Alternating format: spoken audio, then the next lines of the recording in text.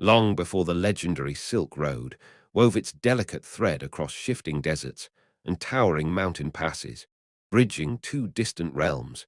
The ancient lands of the East lay cloaked in impenetrable mist.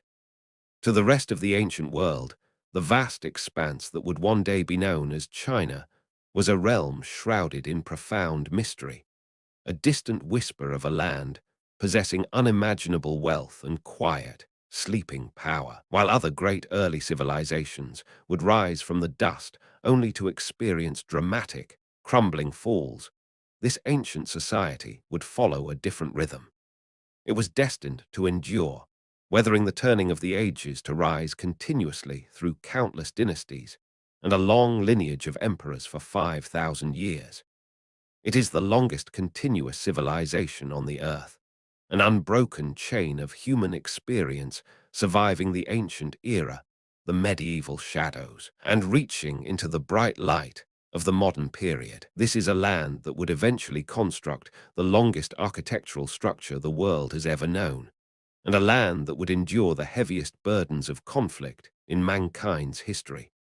But to truly understand the soul of this fascinating, ancient empire, we must leave the present behind, step gently into the quiet fog of the deep past, and start at the very beginning.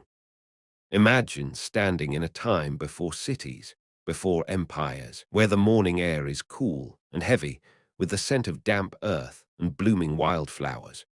To the north, the sprawling, magnificent basin of the Yellow River carves its way through the landscape, its waters heavy with golden, mineral-rich silt. Far to the south, the lush, meandering path of the Yangtze River breathes vibrant life into the sweeping, fertile valleys. It was here, along these vast and vibrant floodplains, that the majority of China's earliest settlements first took root. The people who settled these lands lived quiet, agricultural lives, their daily existence deeply tethered to the soil and the shifting seasons. In the gentle breezes of the north and the humid air of the south, they cultivated rich, sprawling terraces, growing a lush plethora of millet and rice. The natural conditions were fair, offering a generous bounty for those willing to work the land. But this serene harmony was incredibly fragile. The communities blooming along the water's edge were plagued by a terrifying, unrelenting adversary. The Yellow River was a restless, churning entity. Without warning, its muddy torrents would swell and rise, breaking its banks to swallow the earth. These floods were devastating, constantly displacing the weary settlers and claiming lives as the dark waters washed away their fragile lodgings and drowned their precious crops in a heartbeat. The land, while generous, could be incredibly cruel and inhospitable, acting as a constant, looming threat to their newly discovered way of life. For 10 long years, a determined man named Gun sought to cage this watery beast. He labored tirelessly beneath the sun and the rain, spearheading past efforts to control the river by directing his men to build towering series of earthen dikes and massive dams. But a river of such immense power cannot simply be caged by walls of dirt. Time and time again, the river would prevail. The water would swell, the pressure would build, and the barriers would inevitably burst, rendering Gun's monumental efforts tragically ineffective. From this legacy of weary defeat rose his son, Yu, a figure who straddles the delicate, shimmering line between historical man and legendary myth. Yu the engineer was tasked with the seemingly impossible burden of controlling the flow of the rivers. Having watched his father's struggles firsthand, Yu understood a fundamental truth. The waterways were not their greatest adversary for no reason, and sheer force would never be enough to tame them. Unfazed by the failures that had haunted his father, Yu possessed a quiet, unyielding determination to carry out this monumental task. He knew he could not do it alone. Yu sought out the wisdom of a man named Hu Jai, another semi-mythical mind, and an agricultural genius who was widely credited with introducing the gift of millet to humanity. Together, in the quiet evenings under a canopy of ancient, turning stars, the pair discussed schematics and dreamt of a new geography. Rather than fighting the immense, crushing pressure of the river with solid walls, Yu directed the excavation of a brilliant, canal-based irrigation system. It was a staggering feat of human endurance and vision. The system was designed to gracefully remove the excess, violent floodwaters by guiding them safely out into the sea. Yet, it was also perfectly balanced to save a portion of the life-giving water, holding it gently so it could be reutilized to nourish the growing crops during dry spells. And just like that, with the debut of this ingenious system, the long, dark era of devastating flooding was finally brought to an end.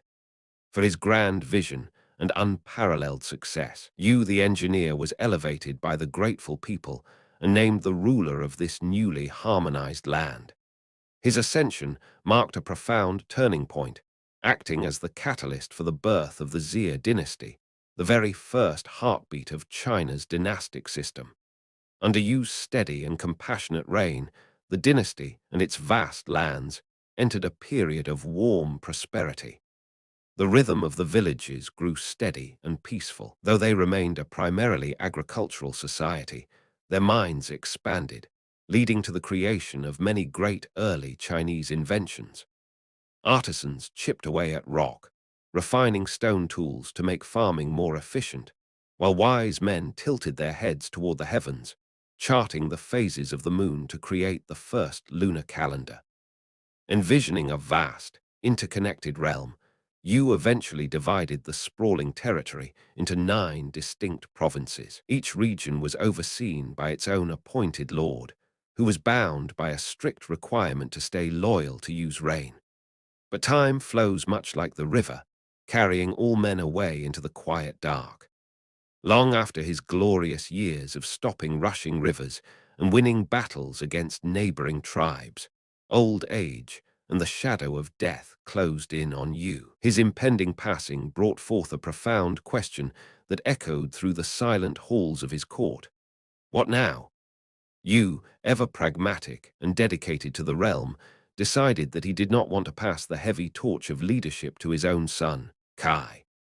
Instead, he wished for his most capable advisor, the Minister of Justice Gao Yao, to take over the throne.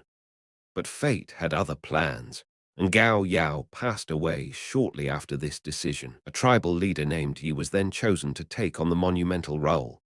However, the provincial lords, their hearts heavy with deep reverence and fondness for Yu the Great after his 45 years as their emperor, strongly disagreed with this choice. They insisted that Yu's legacy must run through his veins, demanding that his son, Kai, become his rightful successor. Their persistent wish was eventually granted.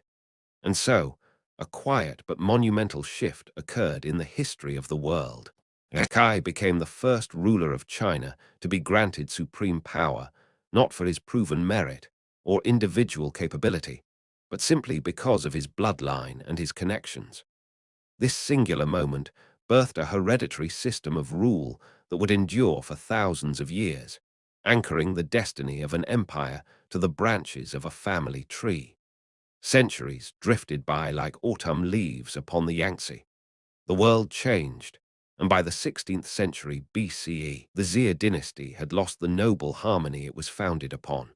Its final ruler, a man named Jai, was the last of Yu the Great's bloodline to sit upon the throne. He was a dark shadow of his great ancestor, remembered as a cruel, sadistic leader who launched military operations for no reason other than personal gain and bitter revenge.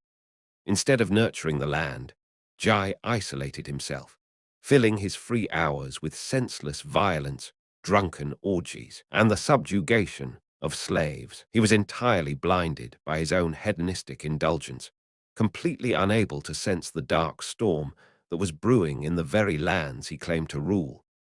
The ancient people believed in a poetic, celestial justice, a Shakespearean principle known as the mandate of heaven. It was a cosmic promise stating that while heaven grants noble men the sacred power to rule over China, it will swiftly and decisively remove any wicked, unjust leaders from their thrones. It was abundantly clear that heaven had taken serious issue with the cruelties of King Jai. Across the horizon, the air was changing. The sharp scent of wood smoke and molten metal drifted on the wind.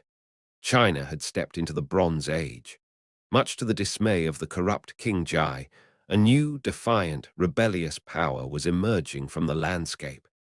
Their hands gripped brand new bronze weapons that caught the glint of the sun, making them a formidable and terrifying force. This organized group marched against the decaying Xia, promptly overthrowing them in a clash of gleaming metal. As the dust settled on this dynastic transition, the victorious forces established a new era that would become known as the Shang dynasty. They brought with them not just new weapons, but a profound desire to speak to the future. Unlike the Xia, whose stories floated purely on the breath of myth and memory, the Shang would leave behind a physical voice, etching their secrets into the very bones of the earth. As the dust settled on the ruins of the Xia dynasty, a new era began to take shape upon the vast plains, heralded by the gleam of polished metal and the quiet, deliberate scratching of a new language. The victorious group that had overthrown the corrupt King Jai established the Shang dynasty, and they brought with them a profound gift that their predecessors had lacked: the ability to leave a written history. Before this time, the stories of the ancestors had lived only in the breath of the living, floating away like smoke on the wind. But the Shang desired permanence. In the dimly lit, incense-heavy chambers of their temples, high priests would hold the bleached bones of animals and the smooth, curved shells of turtles over open flames. As the heat intensified, the bone would suddenly crack, a sharp, echoing sound in the quiet room. These fractures were believed to be the voices of the spirits, offering guidance and revealing the future. The priests would carefully read these cracks and then engrave their interpretations directly into the bone. We know of these practices today because of these incredible archaeological finds, known as oracle bone inscriptions. Etched into these ancient surfaces are over 3,000 documented characters from the era of the Shang dynasty, which reigned some 3,600 years ago. To look upon these ancient inscriptions is to gaze across the abyss of time, as many of these early symbols bear a striking, beautiful resemblance to the modern Chinese characters still drawn by hands today. Because the Shang possessed this ancient form of writing, we are left with an impressive, intimate amount of knowledge regarding their daily lives, their fears, and their key traditions.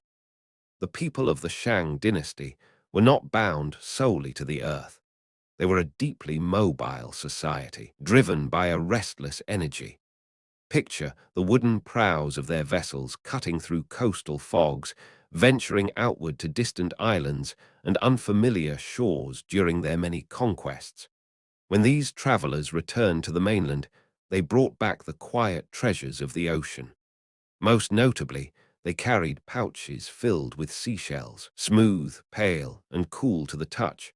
These shells were introduced to the bustling ancient markets and the quiet courtyards of the elite, serving as the official currency within their growing, complex society. But beneath the gentle clinking of shell currency and the protection of thick walls, a harsh reality weighed heavily upon the land. The Shang implemented a rigid feudal system, an architecture of power designed to funnel great wealth upward into the hands of the nobility.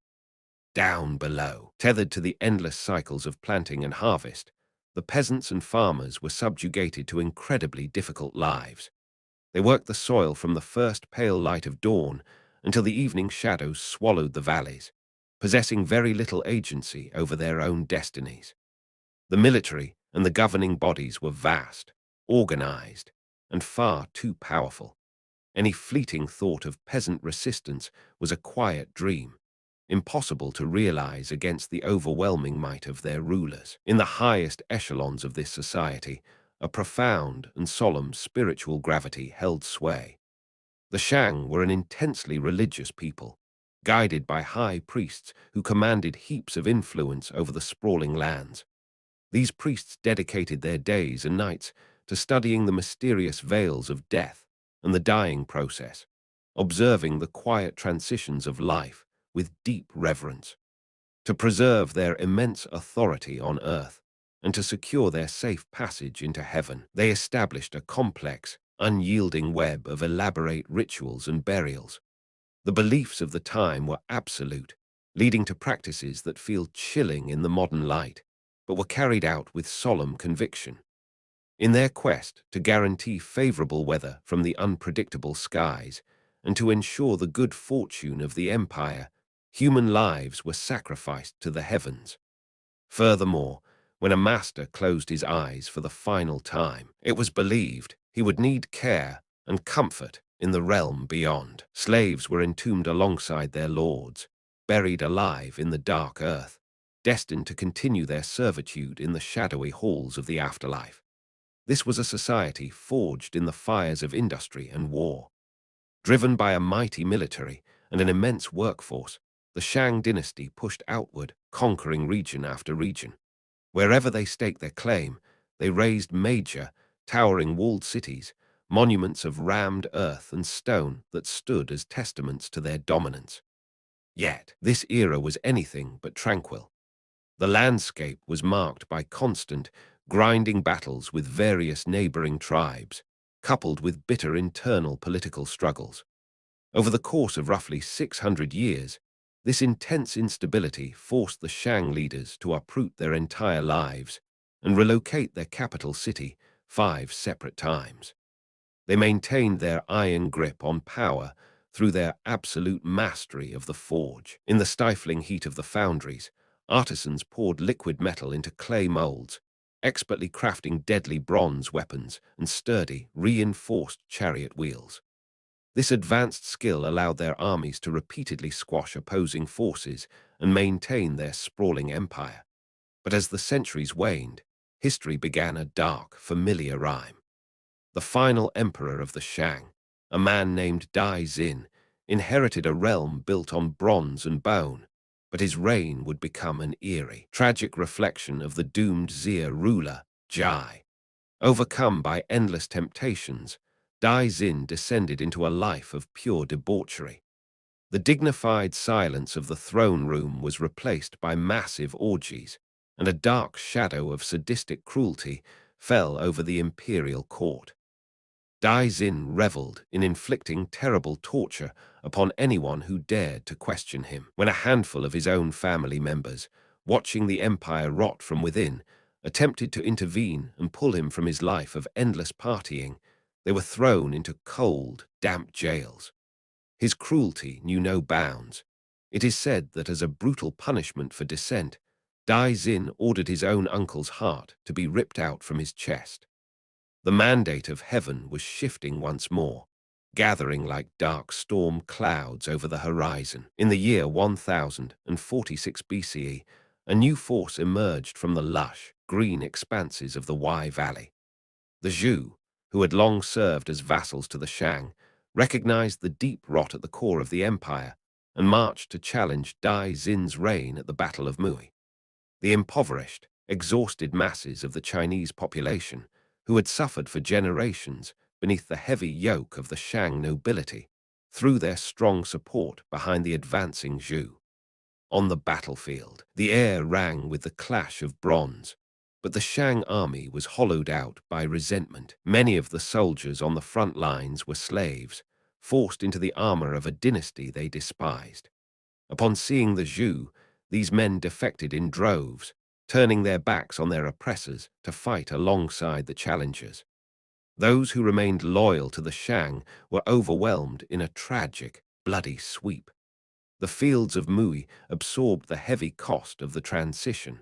Around 50,000 Zhou soldiers fell, but they were vastly outnumbered by the hundreds of thousands of the Shang army who perished upon the soil.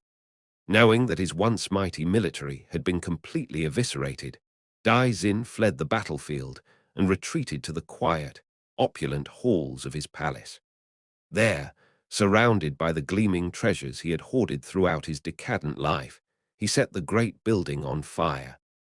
As the flames consumed the palace, Dai Xin killed himself, turning his body to ash alongside the legacy of his dynasty. As the smoke cleared over the ruined capital, the victorious Zhou stood amidst the quieted landscape.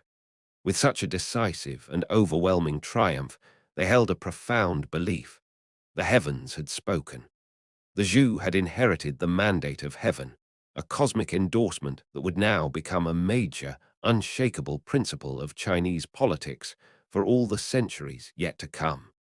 When the smoke finally cleared from the ruined palaces of the Shang, the Zhou stepped forward to claim a world that was holding its breath. Armed with the profound belief that heaven itself had chosen them to rule, they settled upon the throne, unknowingly inaugurating what would become the longest-lasting dynasty in the entirety of Chinese history. The Zhou dynasty would stretch across the vast canvas of time for an astounding 789 years, spanning from the year 1046 BCE all the way to 256 BCE. To imagine the nearly 8 centuries of their reign is to envision a landscape in a state of continuous, breathtaking metamorphosis. This era was not simply a passing of kings. It was a profound period distinctly marked by widespread invention and deep, structural change that would ripple out to shape the development of the world as we know it. Out in the quiet countryside, the very shape of the earth was being rewritten. Laborers and engineers, guided by new visions of prosperity, dug their hands into the soil to create large-scale irrigation systems that permanently transformed the rhythms of agriculture. The gentle, bubbling sound of water flowing where it had never flowed before became the new song of the valleys. A vast, intricate network of deep canals was carved through the terrain, allowing heavy barges loaded with various goods to drift peacefully across previously unfathomable distances. On the dirt roads winding alongside these new waterways, the rhythmic thud of hooves became a familiar comfort, as horseback riding emerged as the standard method for both long-distance travel and military movement. It was also during this expansive time that the delicate, shimmering secret of silk production first began to softly weave its way outward, with whispers of the luxurious fabric eventually spreading as far as Europe. But perhaps the most dramatic and significant transformation of the Zhou era did not happen in the open fields, but in the sweltering, glowing heat of the foundries. The Chinese were moving past the age of bronze, stepping boldly into the mastery of iron, while Europe and the Middle East still lingered hundreds of years behind in their metallurgical knowledge. The Zhou artisans were orchestrating miracles of heat and earth. In the dim, smoky light of the workshops, craftsmen built towering furnaces, lined with specially crafted, heat-resistant clay. The air inside these structures would shimmer with an intense, blinding heat until the raw iron surrendered, melting into a glowing, liquid metal. This brilliant, molten liquid was then carefully poured into intricately carved molds. Through this mesmerizing process of casting, the Zhou were able to mass-produce sturdy farming tools that parted the dark soil with unprecedented ease, alongside heavy weapons that completely transformed the capabilities of their military. This mastery of iron propelled the general society and the armies forward at a rate that was previously entirely unseen. To manage such a rapidly growing, technologically advanced empire, the Zhou organized their society into a vast, rigid pyramid of loyalty and obligation. Historians refer to this first chapter of their reign as the Western Zhou period. During this time, the sprawling empire operated strictly under a feudal system. At the very peak of this grand, societal pyramid sat the royal family, holding the absolute concentration of power and claiming ownership of the endless lands. However, the realm was far too large for one king to manage from a single throne. Thus, the royal family carefully distributed great parcels of land to local, trusted lords, granting them stewardship over these regions as they saw fit. For roughly 2 centuries, this delicate web of mutual dependence and sworn loyalty functioned smoothly, bringing a fragile but welcome stability to the land. Yet, human ambition is much like a creeping vine, quietly expanding in the shadows. Over the decades, generations of these feudal lords grew incredibly wealthy from their iron tools and rich harvests. Resting comfortably in their distant manners, they became increasingly powerful and fiercely self-serving. The sacred oaths sworn by their ancestors to the Zhou kings began to feel like distant, easily forgotten memories. The once sturdy pyramid of the Western Zhou began to silently fracture. The immense power held by the capital steadily diminished as the local lords realized they no longer needed the king to sustain their wealth. Resentment and greed festered until the lords finally turned their backs on the throne entirely. They launched a violent, shocking revolt, marching their private armies inward to raid the great capital city of Heojing. The nighttime air, once filled with the peaceful chirping of crickets, was shattered by the clamor of betrayal. Facing the overwhelming might of their own vassals, the Zhou royal court was forced to abandon their ancestral halls in a frantic, desperate evacuation. Echoing the restless, wandering fate of the ancient Shang rulers before them, the Zhou fled eastward to find sanctuary, eventually settling in their new capital city of Luoyang. By the year 771 BCE, the dynasty had fundamentally changed, marking the beginning of what is now recognized as the Eastern Zhou period. The king still sat upon a throne in Luoyang, and the dynasty technically survived, but it was an illusion of power. In everything but name and technicality, the rebellious vassal states had essentially seized total control of the vast Chinese lands and its daily governance. The empire was fractured, the central authority dissolved into a patchwork of competing, ambitious lords. Yet, it is often in the deepest shadows of political instability that the human mind reaches for profound illumination. As the old order crumbled, people began to deeply question the nature of authority, harmony, and the universe itself.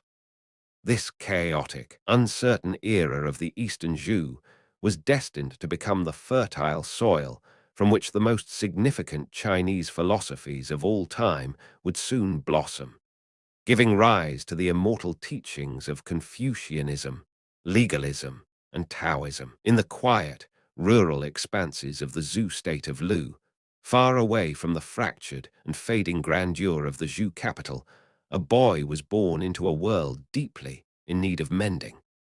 His name was Kong Qiu, though the river of time would eventually carry his legacy forward under the titles of Master Kong or Confucius.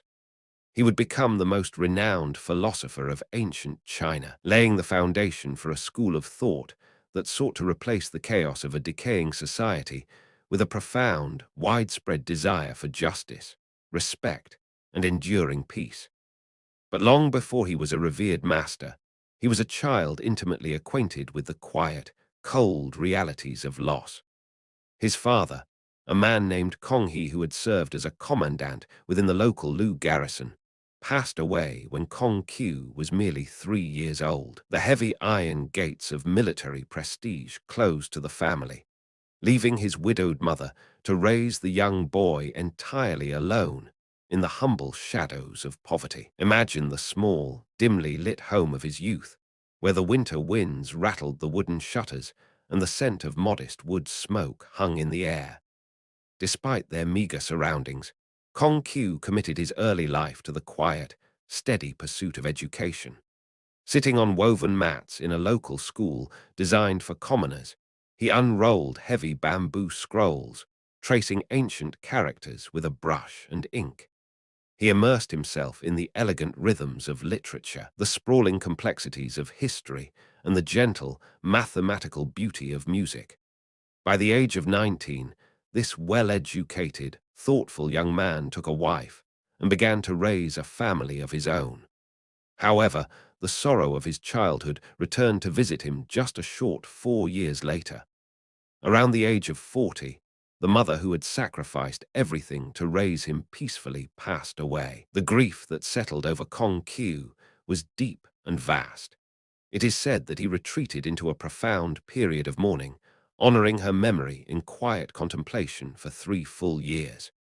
To afford a proper, dignified burial for the woman who had been his entire world, he humbly accepted a variety of low-ranking government jobs.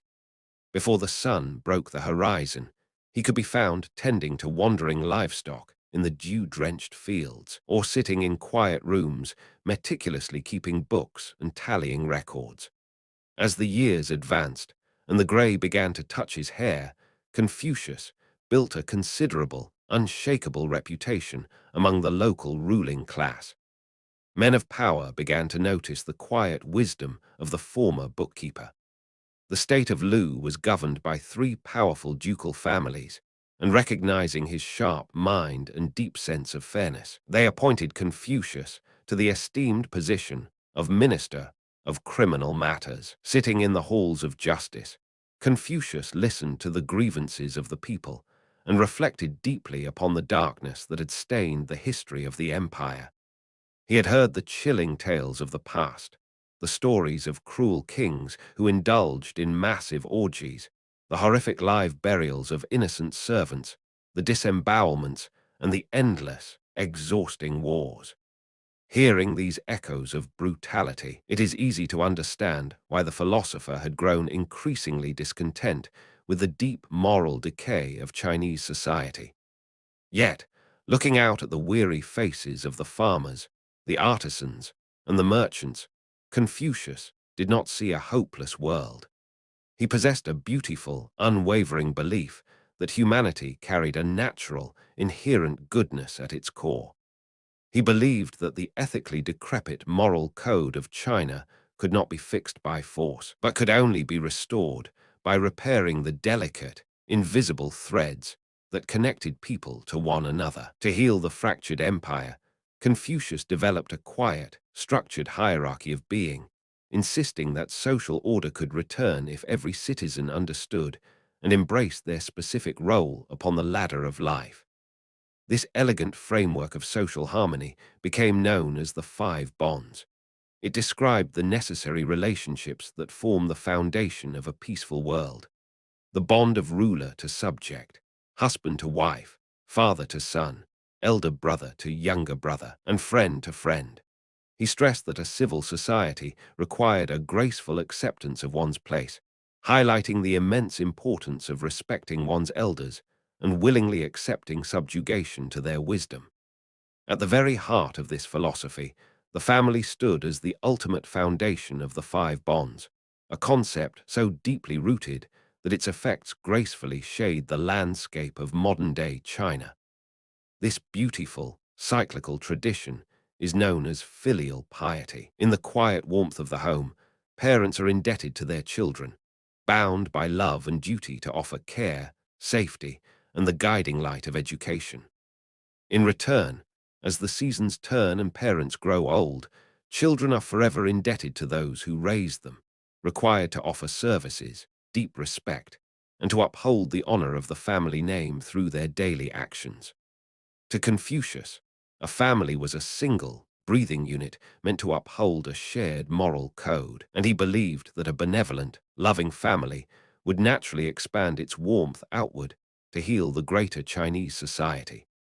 Looking across the sprawling plains and towering mountains, Confucius saw China not as a political territory, but in essence as one massive family. His visionary system called for the government to step down from its pedestal of fear and instead serve and care for its people with the same fierce, protective devotion that parents hold for their children. While Master Kong wandered the dirt paths of Lu, calling for a return to widespread benevolence and social harmony, the winds of the eastern Zhu were carrying other whispers. In the shadows of his gentle teachings, entirely different minds were looking up at the same stars, arriving at radically different conclusions about the nature of man and the mechanics of the universe, setting the stage for an era of philosophical awakening unlike any the world had ever seen. While Confucius walked the dusty roads of Lu, offering a vision of social harmony built on widespread benevolence and familial love, another school of thought was silently taking root in the minds of scholars.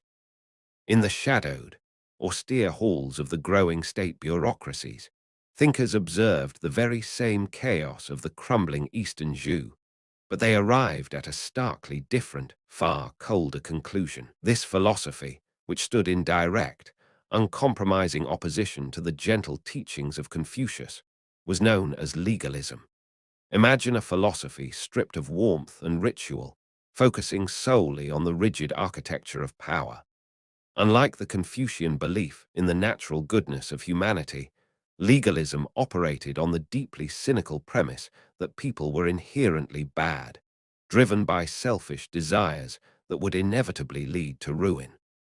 To the legalist mind, the only way a society could be kept in order and prevented from tearing itself apart was through the heavy, unyielding application of strict law and severe punishment. This pragmatic, iron-fisted approach to governance was heavily developed from the teachings of a man named Han Fizi.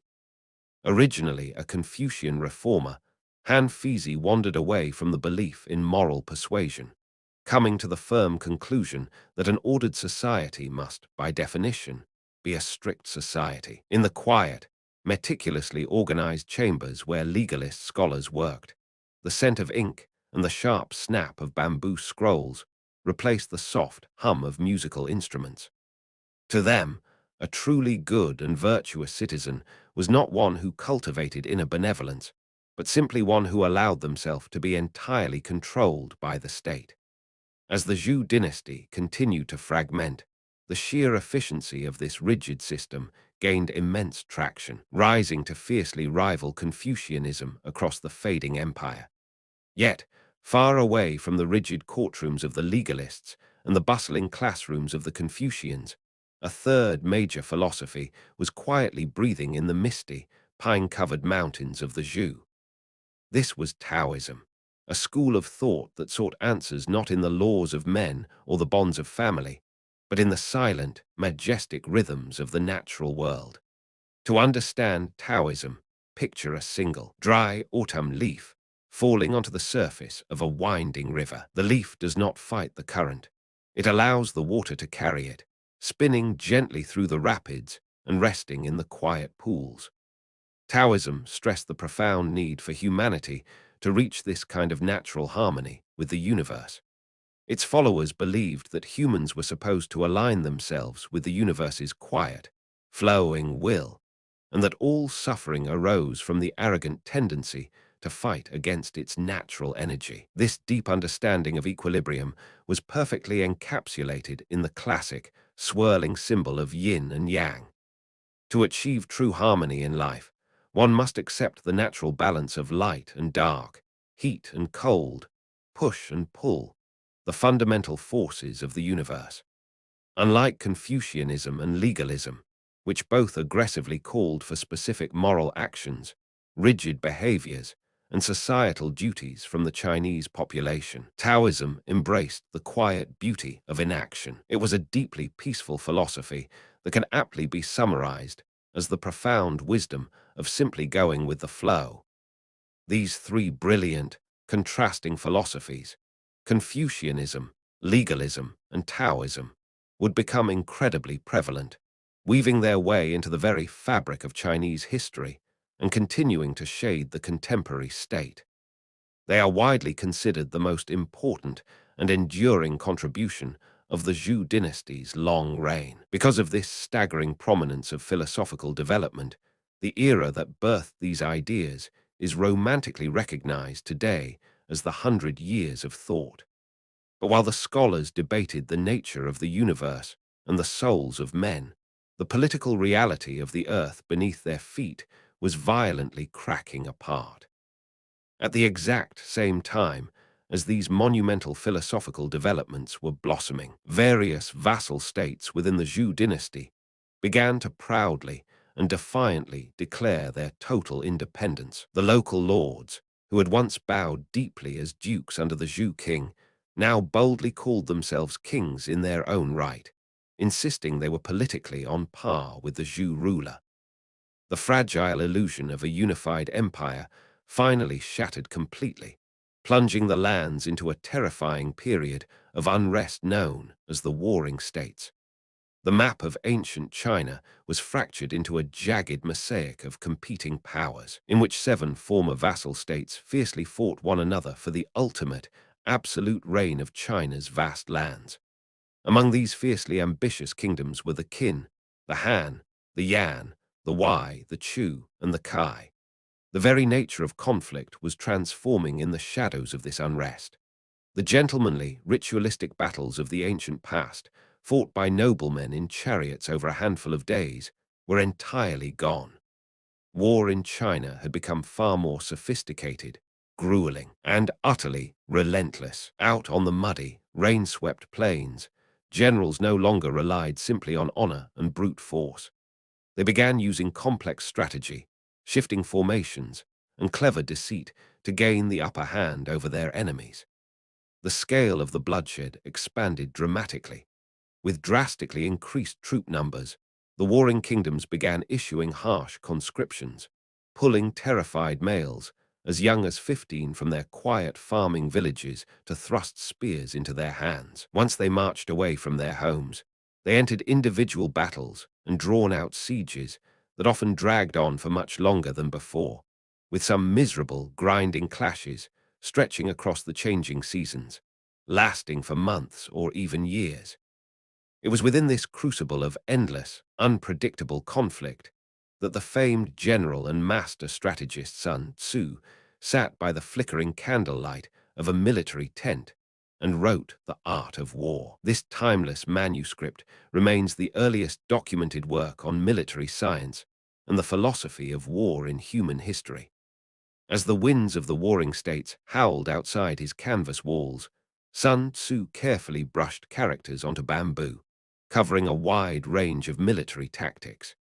He wrote of the subtle, psychological aspects of wartime philosophy, detailing precisely when a general should push their armies forward, and how to develop a crucial, strategic flexibility in the face of a widely unpredictable, chaotic war. Given the immense scale and sophisticated deceit required to survive this brutal era, it is no wonder why the brilliant, calculating art of war was birthed during the Warring States period. Amidst the swirling dust and the ceaseless chaos of the Warring States period, one power began to cast a long, imposing shadow across the fractured map of ancient China. This was the state of Qin, a formidable kingdom rising steadily from the dangerous, rugged western frontiers. The people of Qin had been hardened by their environment, residing in a perilous region constantly threatened by bordering factions. They understood early on that a remarkably powerful military was not simply an ambition, but an absolute necessity for their survival. Under the fierce and calculating leadership of Ying Zheng, a man whose ambition was as vast as the sky, and who would one day claim the title of the first emperor, the Qin transformed themselves into an unstoppable military machine. The air in their sprawling camps hummed with the mechanical, terrifying snap of newly designed crossbows, and the foundries worked day and night to equip their soldiers with heavy, durable iron swords. To understand the brilliant, terrifying sweep of Ying Zheng's conquest, one must look at the map of the fractured empire. Directly in the center of ancient China rested the kingdom of Han. Geographically, it was the beating heart of the Central Plains, but militarily, it was the weakest of the seven kingdoms. Because its borders touched nearly every other state, Han was entirely exposed, leaving it incredibly vulnerable to attacks from all sides. In centuries past, complex alliances and mutual interests might have protected them, but the Warring States period had ushered in a ruthless, every man for himself attitude. Ying Zheng saw this central weakness and struck with devastating speed. The Qin forces swept through the vulnerable territory, forcing King An of Han to surrender in less than a year. The first of the seven kingdoms had collapsed into the earth. With the center now firmly in his grasp, Ying Zheng turned his cold gaze toward the state of Zhao. The earth between these two powers already held a dark, tragic memory. Just a couple of decades prior, they had clashed at the Battle of Changping, an event that remains one of the deadliest military encounters in human history. The soil there had soaked up the sorrow of an estimated 450,000 Zhao deaths, alongside 250,000 fallen Qin soldiers. Because of this staggering loss, the state of Zhao was still heavily weakened when Ying Zheng marched his ironclad men past their borders to finish what had been started so long ago. However, despite their decaying infrastructure and depleted ranks, the Zhao possessed something the Qin did not: a brilliant tactical mind by the name of General Lai Mu. Lai Mu was a man of quiet genius, possessing a legendary military reputation built upon his previous victories and his clever deceit of massive enemy armies. As the Qin set their sights on conquering Zhao, Lai Mu shifted his attention to the western borders to confront the ambitious Ying Zheng. Out on the battlefield, Lai Mu was a ghost. Any progress the Qin troops managed to make was immediately trumped by Lai Mu's brilliant, shifting tactics. It became agonizingly clear to Ying Zheng that as long as this master strategist drew breath, the Qin army would find no easy victory. Failing to defeat him with iron and arrows, Ying Zheng retreated to the shadows of political deceit. He targeted the general not with soldiers, but with whispers and gold. Ying Zheng sent spies deep into the Zhao courts, offering heavy bribes to key political figures to create profound disorder within their governmental systems. The goal was to plant the poisonous seed of distrust between the king of Zhao, Yao Mu, and his most capable general. The whispers worked. The naive King Yao Mu, blinded by paranoia, became entirely convinced that General Lai Mu and his trusted associates were secretly plotting a violent rebellion. In a tragic, quiet betrayal, the brilliant general was stripped of his position and executed by his own people. Without Lai Mu's protective brilliance, the state of Zhao shattered. His replacement, Zhao Kong, was absolutely no match for the bloodthirsty Qin forces. In 228 BCE, the capital city of Handan was violently overtaken, and Ying Zheng saw to it that the easily manipulated King Yao Mu was executed. Any remaining self-proclaimed kings of Zhao were systematically squashed over the next few years until the region was completely annexed. News of the relentless Qin advance sent ripples of cold terror through the neighboring kingdom of Yan. Well aware of the massive military force slowly approaching his doorstep, the crown prince of Yan, a man named Dan, decided that the only way to save his people was to cut off the head of the serpent. He aimed to defeat the Qin, not on a muddy battlefield, but through the quiet, precise assassination of Ying Zheng himself. Prince Dan selected an assassin named Jing Qi for what was undeniably a suicide mission. The plan was intricately woven with deception. Jing Qi would approach the Qin court disguised as a traitorous nobleman begging for mercy. To gain the king's trust, he would offer a map of Dukang, an area of incredibly fertile farmland that Ying Zheng deeply desired to claim. Hidden within the tightly rolled silk of this map would be a dagger, forged to the sharpest possible quality and tipped with deadly poison. But to even step foot inside the heavily guarded court, Jing Qi needed a gift of unparalleled value. He needed the severed head of Huanyi, a former Qin general who had fallen out of favor, defected, and now carried a massive bounty of 1,000 gold pieces upon his head. When Jing Qi sought out the disgraced general and explained the desperate plan, Huanyi recognized that his life was already forfeit. To ensure that Ying Zheng would die and the Qin would collapse, the general agreed to the ultimate sacrifice, cutting his own throat without a single protest so his head could be used to save the realm. With the tragic prize secured in a wooden box and the poisoned dagger hidden within the map, Jing Qi and his associate, a young man named Qin Huayang, traveled to the majestic, imposing palace of Ying Zheng. As they approached the towering steps, the sheer, crushing weight of the moment overtook the young Qin Huayang. He became so overwhelmed by supreme anxiety that he entered a near-paralyzed state, shaking uncontrollably and almost unable to move his feet. The palace guards grew suspicious, but Jing Qi, his voice calm and steady, excused his companion's skittish behavior. He claimed it was merely the awe and cultural shock of a rural boy who had never before seen the true, overwhelming splendor of the world. Despite the smooth excuse, the guards would not let the trembling Qin Huayang pass. Jing Qi would have to enter the massive, echoing court entirely alone. The atmosphere in the throne room was incredibly tense, filled with the silence of holding breath. Jing Qi calmly approached King Zheng, kneeling and offering the map scroll. Slowly, the silk began to unroll. As the final inch of the map gave way, revealing the dark gleam of the poisoned blade, Jing Qi grabbed the dagger and lunged toward the king. Startled by the sudden, violent movement, King Zheng slipped out of the assassin's grasp. Mayhem erupted in the quiet court. The king turned and ran, narrowly surviving the initial strike by continuously fleeing in circles behind a massive wooden pillar.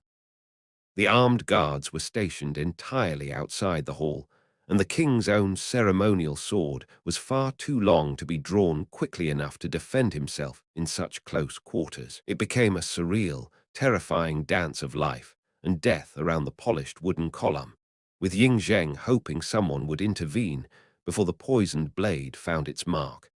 In a moment of desperate bravery, a royal physician stepped forward and hurled his heavy medicine bag directly at Jing Qi. The flying bag struck the assassin, slowing him down for just a fraction of a second, but it was enough.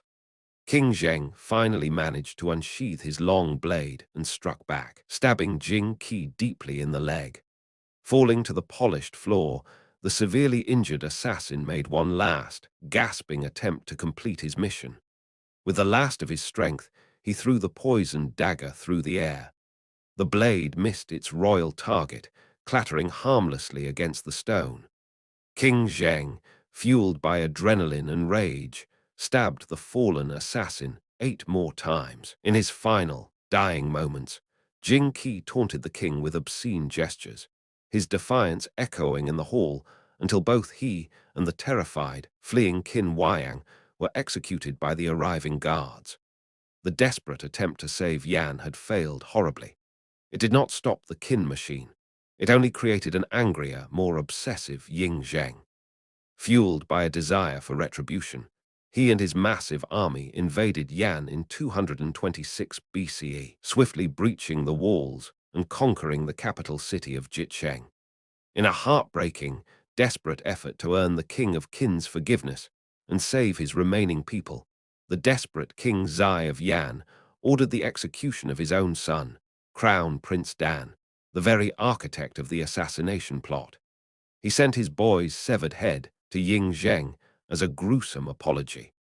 This terrible sacrifice postponed the complete annexation of Yan for a small handful of years, but the reprieve was only temporary. The relentless Qin would return to destroy them once and for all in 222 BCE, continuing their unstoppable, terrifying march toward the unification of the world. As the shadows of the Qin armies lengthened across the fractured map, the remaining kingdoms found themselves enveloped in a suffocating dread. Ying Zheng, ever the calculating architect of war, understood that his final conquests required a delicate, yet overwhelming, balance. He feared that if he concentrated his forces entirely on one state, another might see a rare vulnerability and strike his armies from behind. To prevent this, he orchestrated a massive, simultaneous offensive against the states of Wei and Chu in the year 225 BCE. To execute this grand vision, he turned to 2 of his most trusted commanders, a seasoned father and his brilliant son. The father, General Wang Jian, was tasked with marching against the sprawling, incredibly powerful territory of Chu. Meanwhile, his son, Wang Ben, led a staggering force of 600,000 men toward the northern borders of Wei, securing their flank by systematically capturing 10 fortified cities. The fall of Wei was not brought about by the clash of iron alone, but by the terrifying harnessing of nature itself. General Wang Ben looked upon the shifting currents of the Yellow River and saw a weapon more devastating than any sword.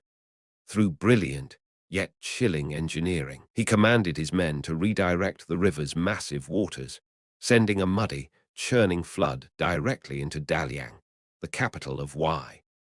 The dark waters swallowed the city, claiming the lives of 100,000 people, many of them innocent civilians caught in the deluge.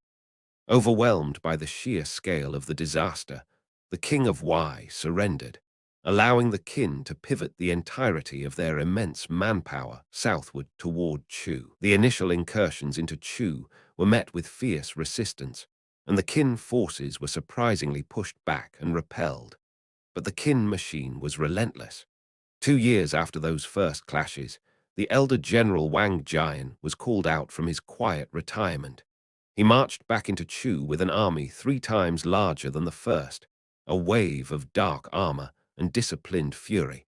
The sheer numerical and tactical superiority overwhelmed the defenders.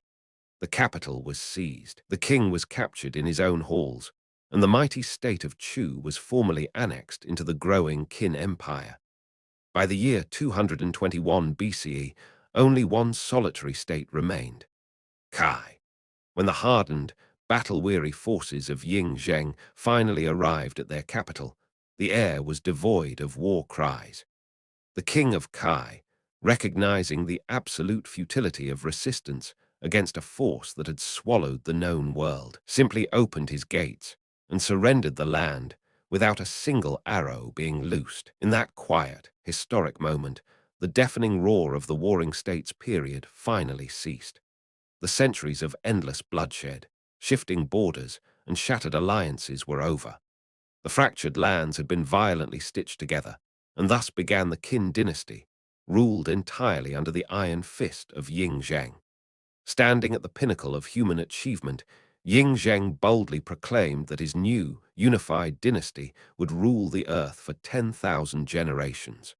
In reality, the dynastic cycle of the Qin would prove to be surprisingly brief, lasting a mere 15 years, from 221 BCE to 206 BCE. Yet, within that fleeting breath of time, the changes they carved into the earth were so profound and durable that their echoes would ring across the following centuries.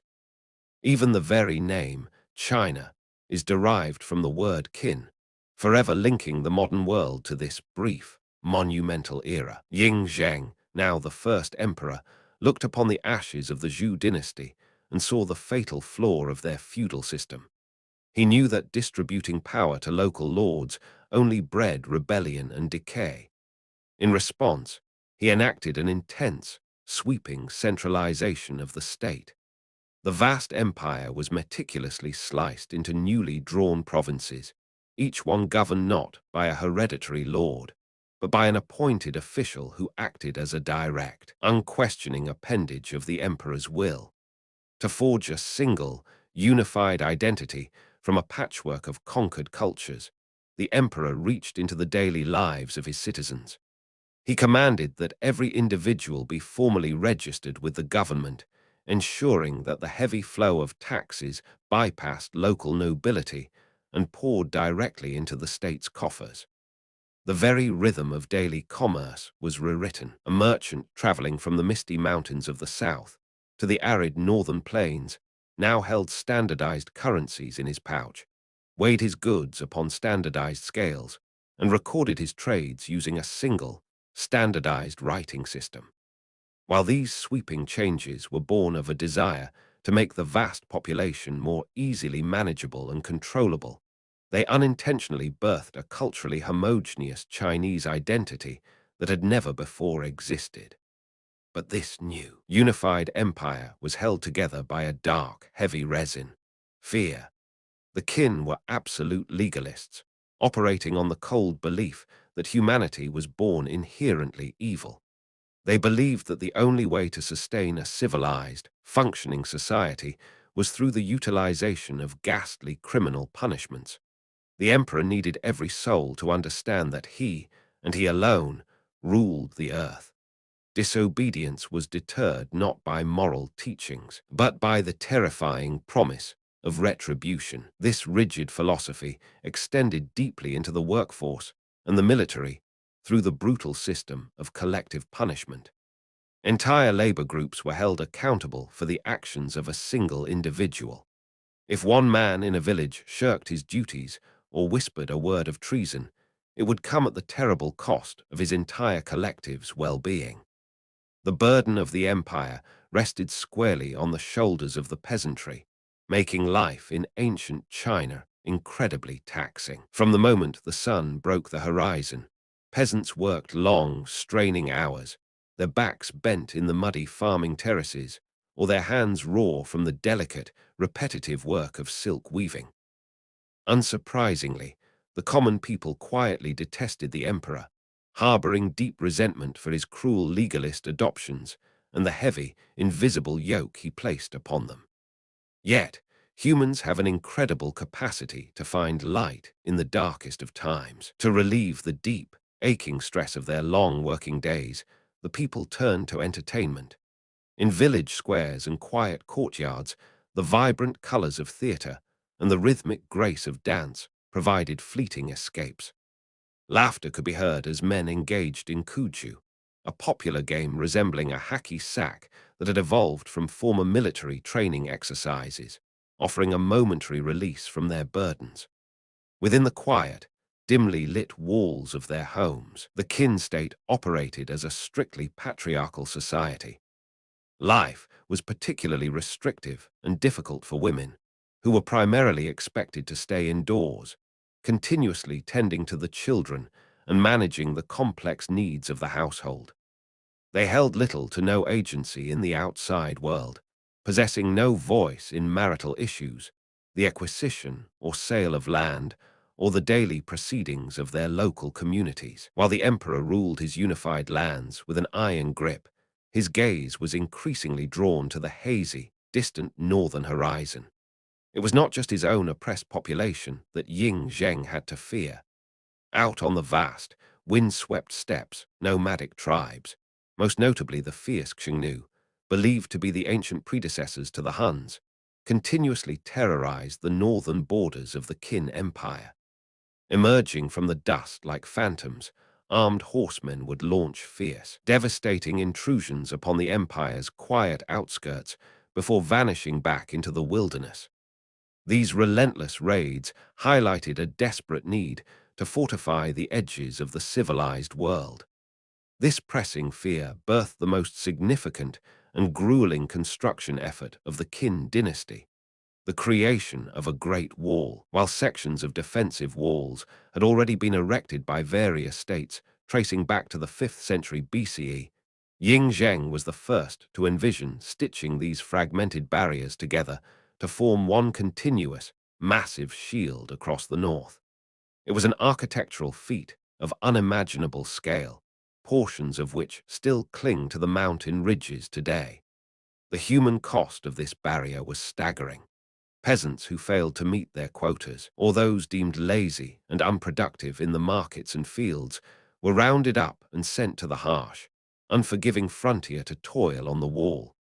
Transporting heavy materials across the rugged terrain was nearly impossible, so the laborers built the barrier using whatever the earth offered them.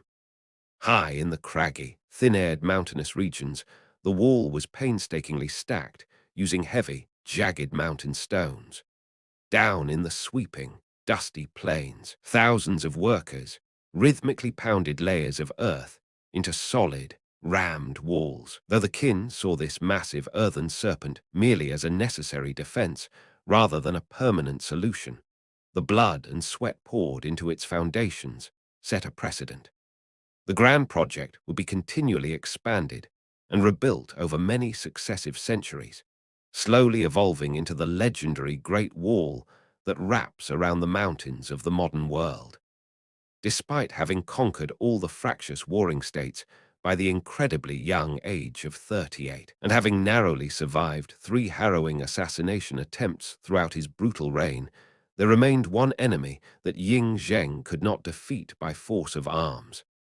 As the emperor reached middle age, the shadow of his own mortality began to stretch long and cold across the polished floors of his palace. He became profoundly, almost feverishly, obsessed with the idea of death. He simply could not accept that a man who had united the world would eventually turn to dust like any common laborer. Driven by this deep, existential dread. Ying Zheng turned his vast resources away from military conquest and toward the pursuit of eternity. He actively sought out obscure alchemists and mystic explorers, demanding they brew complex potions and elusive elixirs that could magically extend his lifespan. His gaze drifted to the endless, crashing waves of the Pacific Ocean.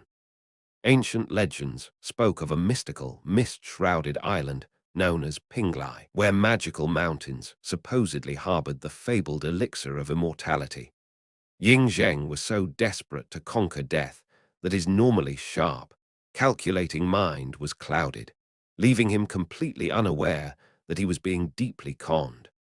The primary architect of this grand deception was a charismatic explorer named Zhu Fu, who offered to lead an expedition across the dark waters.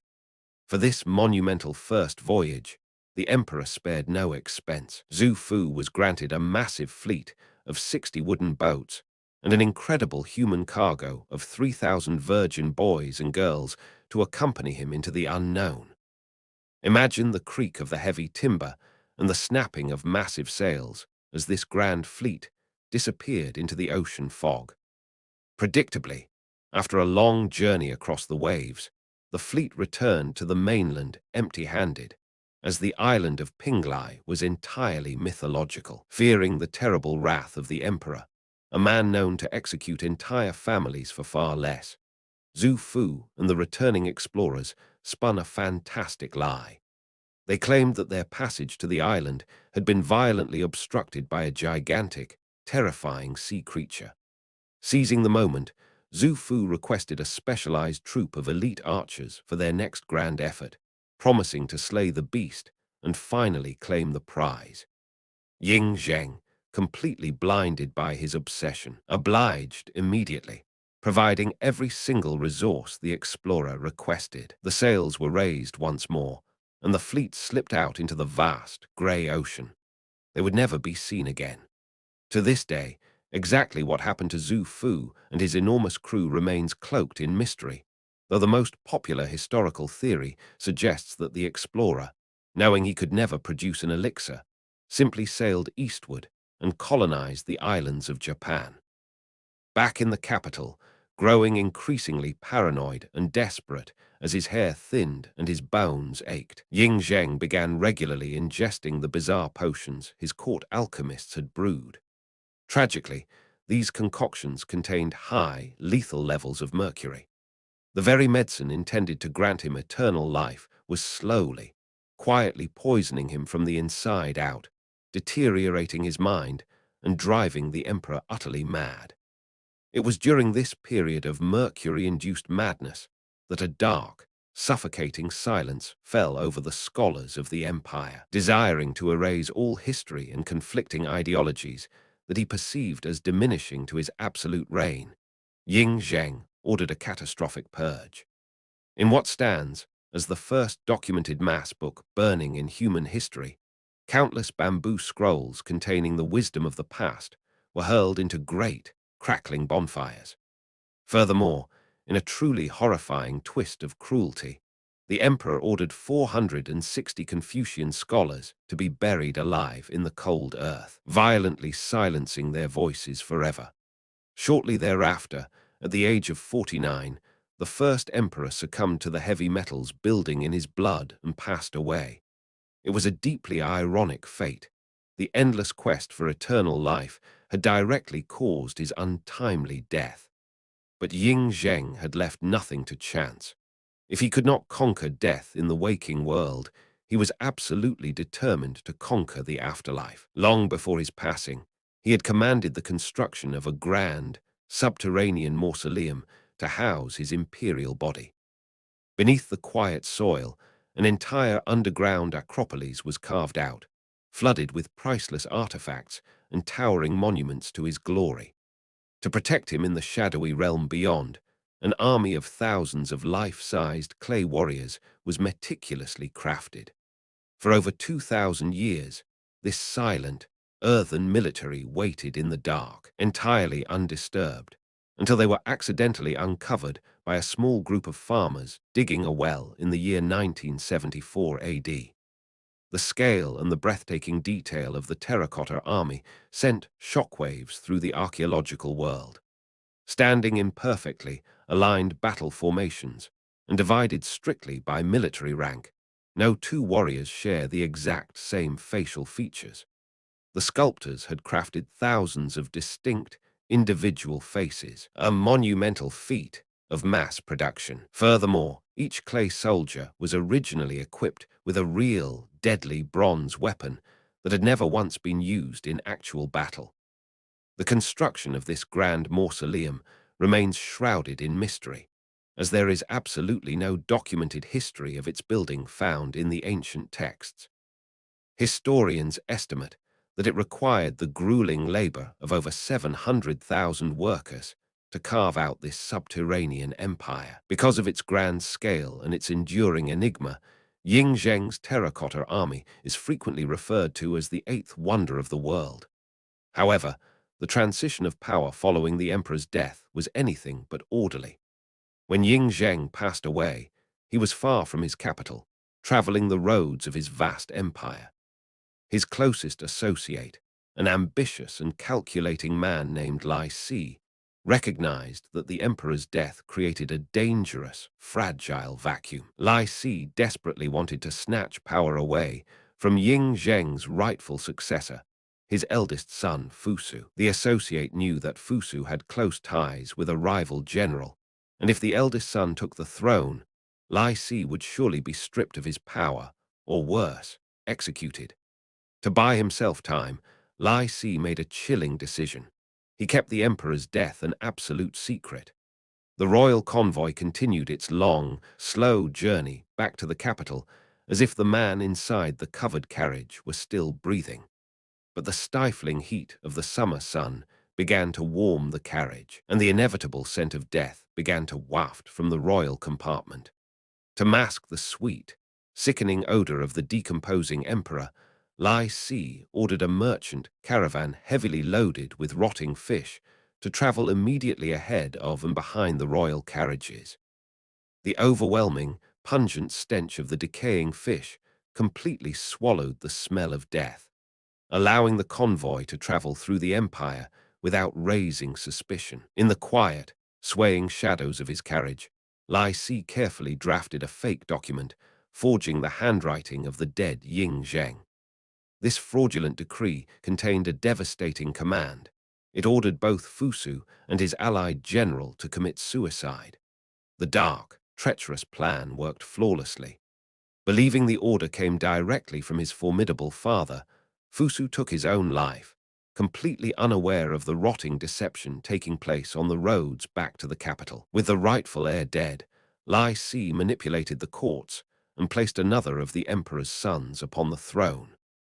This son, taking the name Qin Ershi, would quickly prove to be a disaster for the empire, entirely lacking the terrifying capability of his widely feared father. Within the heavy, shadowed halls of the imperial palace, the grand illusion of the Qin dynasty began to rapidly unravel. The newly installed emperor, Qin Ershi, was a man wholly unsuited for the immense weight of the crown he had inherited. Unlike his terrifying, iron-willed father, the young ruler was incredibly childish and deeply self-indulgent, preferring the soft comforts and endless luxuries of his royal chambers over the grueling demands of managing a vast, volatile empire. The calculating advisor, Lai Si, who had engineered the rotting fish deception to place the young man on the throne, quickly discovered the fatal flaw in his grand design. He had hoped to manipulate the new emperor from the shadows and seize true power for himself, but his ambitions were swiftly cut short. Paranoia had seeped into the heart of Qin Ershi, who began to fiercely suspect his inner circle, including Lai Si, of deep-seated corruption and treasonous plots. The punishment handed down to the once powerful advisor was incredibly severe. Lai Si was sentenced to a harrowing execution known as the death of 1,000 cuts, a process designed not for immediate ending, but to prolong the suffering of the condemned through a series of agonizing, gradual slices. The cruelty of the Qin legal code spared no one. The executioner's blade extended far beyond Lai Si himself, claiming the lives of his entire family all the way to the third degree, with the central government descending into a state of chaotic paranoia and the emperor entirely disconnected from the suffering of his people. The fragile chains holding the empire together finally snapped. Mass revolts began to erupt across the weary landscape like wildfires in a dry season. From the muddy fields and the quiet farming villages, the peasantry, who had borne the crushing weight of the Great Wall and the emperor's endless taxes, rose up in defiance. At the forefront of this massive, sweeping uprising was a man named Liu Bang, a figure who had been born into the very peasantry that now rallied behind his banners. Under his leadership, the rebellion swelled into an unstoppable force, culminating in a fierce, decisive clash known as the Battle of Gaixia.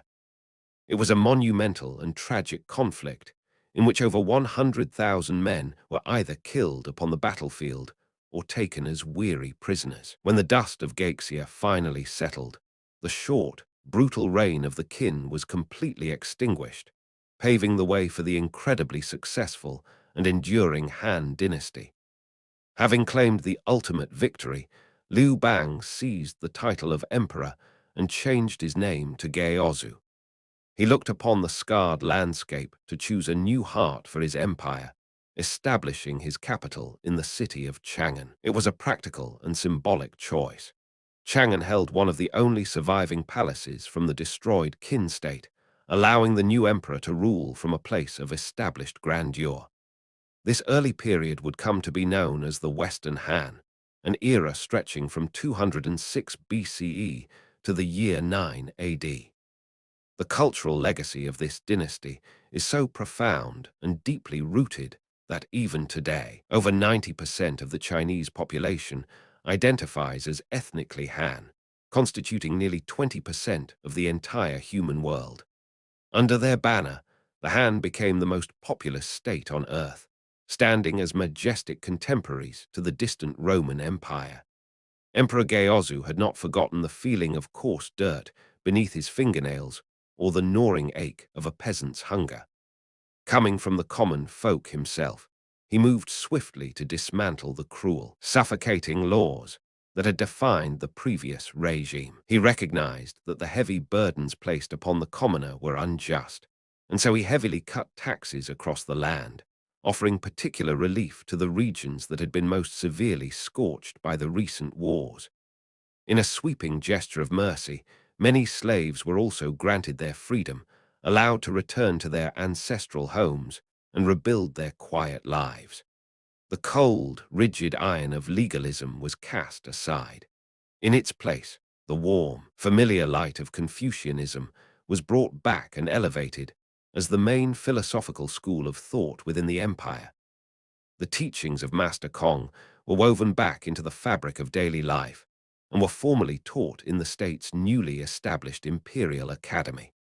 Once again, the timeless virtues of family loyalty, deep respect, and moral goodness became the main pillars of Chinese society, replacing the Qin's exhausting reliance on absolute fear and harsh punishment. To ensure that his government was guided by wisdom rather than simple noble birth, Gaozu established a brilliant system of civil service.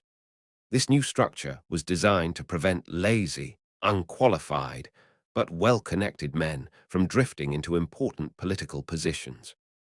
Moving forward, the ruling class of the Han dynasty would be chosen based on individual merit, intense education, and rigorous examination rather than mere familial connections. This profound shift in governance created a sturdy foundation that would remarkably last for nearly 2,000 years, enduring all the way until 1912 AD. Yet, while the interior of the empire enjoyed a warm renaissance of peace and philosophy, the edges of the map remained dangerous and cold. The same nomadic Xiongnu tribes who had relentlessly terrorized the Qin were still a highly dangerous threat, their mounted warriors constantly testing the northern borders. Furthermore, within the newly formed Han military, the absolute loyalty of many generals remained questionable at best, leaving the emperor to navigate a delicate balance of power. Following a series of difficult, humiliating defeats at the hands of the fast-moving Xiongnu cavalry, Emperor Gaozu realized that a protracted war would only drain his recovering empire. Choosing pragmatism over pride, he made peace with the nomadic tribes, agreeing to a system of appeasement. To preserve the quiet safety of his northern borders, annual tributes of fine wine and women were respectfully gifted to the Xiongnu. The empire enjoyed a period of relative calm until the winter of 195 BCE, when Emperor Gaozu finally closed his eyes and passed away. His death immediately plunged the grand palaces of Chang'an into a tense, dangerous power struggle for the throne, while Gaozu's second son, Hui, was officially crowned as the next emperor. The true, terrifying power of the Han rested quietly in the hands of Hui's mother, the Empress Consort Lu. Empress Lu was a woman of absolute, unyielding ambition, and she moved through the royal courts like a silent, deadly shadow. To secure her absolute authority and eliminate any potential threats to her son's reign, she orchestrated the murders of several of Gaozu's other sons. Her jealousy and wrath were particularly focused on Gaozu's favorite mistress, Lady Kai. Lady Kai had also borne children to the late emperor, and Empress Lu desired absolutely no competition for the throne. The historical accounts of the era describe a deeply disturbing and cruel revenge. Empress Lu subjected Lady Kai to a horrific, mutilating torture, stripping away her senses and humanity before having her thrown into a privy, mockingly referring to the dying woman as a human swine. When the young Emperor Hui learned of his mother's deeply murderous and sadistic actions, a profound darkness settled over his spirit. He was so entirely disgusted and demoralized by the horrific lengths to which she had gone that he essentially surrendered his ruling power, allowing Empress Lu to command the empire from behind the throne. Unable to bear the reality of his court, Huey retreated into the numbing embrace of heavy drinking and continuous sexual indulgence. His escape was a brief one. His spirit broken, the young emperor lived a tragically short life, passing away in 188 BCE at merely 22 years of age. Following the tragic, quiet deterioration of the young Emperor Hui and the dark, suffocating reign of Empress Lu, the Han dynasty entered a period of gentle drifting. Over the next several decades, a handful of rulers quietly gained and lost their grip on the throne, somehow managing to maintain a relatively solid sense of peace and stability across the vast agricultural heartlands.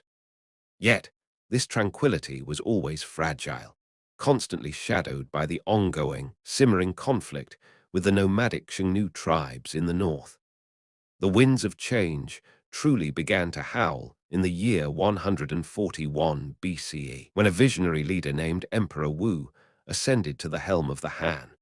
He would sit upon the throne for an astounding 57 years, ruling all the way until 87 BCE.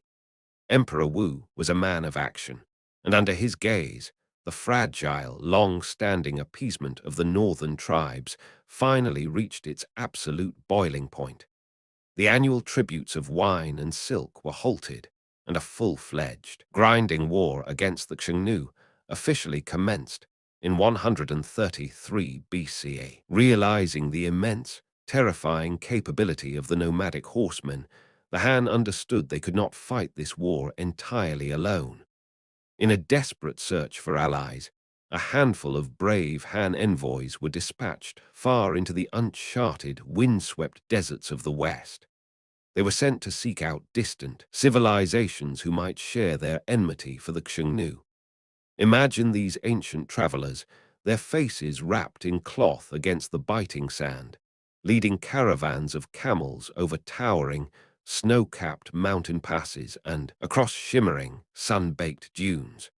What these weary explorers brought back to the imperial courts of Chang'an was far more valuable than mere military alliances. They returned bearing wondrous knowledge about entirely unknown civilizations, sprawling trade networks, and the bustling economies of the Western world, including India and the distant Middle East. To bridge this immense geographical divide, an intricate network of desert paths and mountain trails was formally established, connecting the heart of China all the way to the blue, lapping waters of the Mediterranean Sea.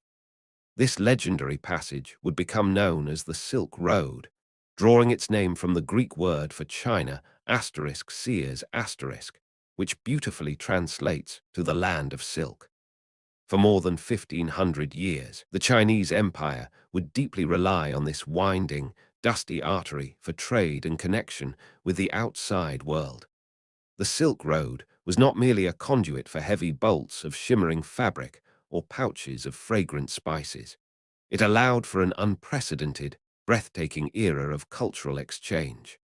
Along with merchants and weary travelers, quiet whispers of a new, peaceful philosophy began to drift across the borders. It was along these very trade routes that the gentle, contemplative teachings of Buddhism were first introduced into China, forever altering the spiritual landscape of the empire.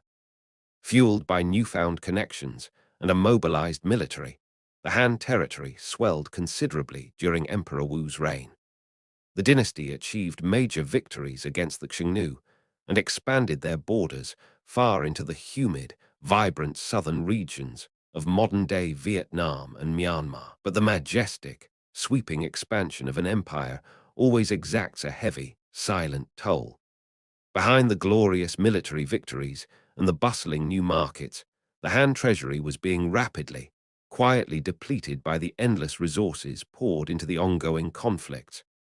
Out on the frontiers, hundreds of thousands of soldiers perished, while back in the quiet farming villages, the peasantry was crushed under the weight of heavy taxation required to fund the emperor's wars. The Golden Age was beginning to rust, ushering in a dark, bitter period of widespread rebellion and deep instability. As the first century drew to a close, the weary Han dynasty found itself teetering on the edge of collapse.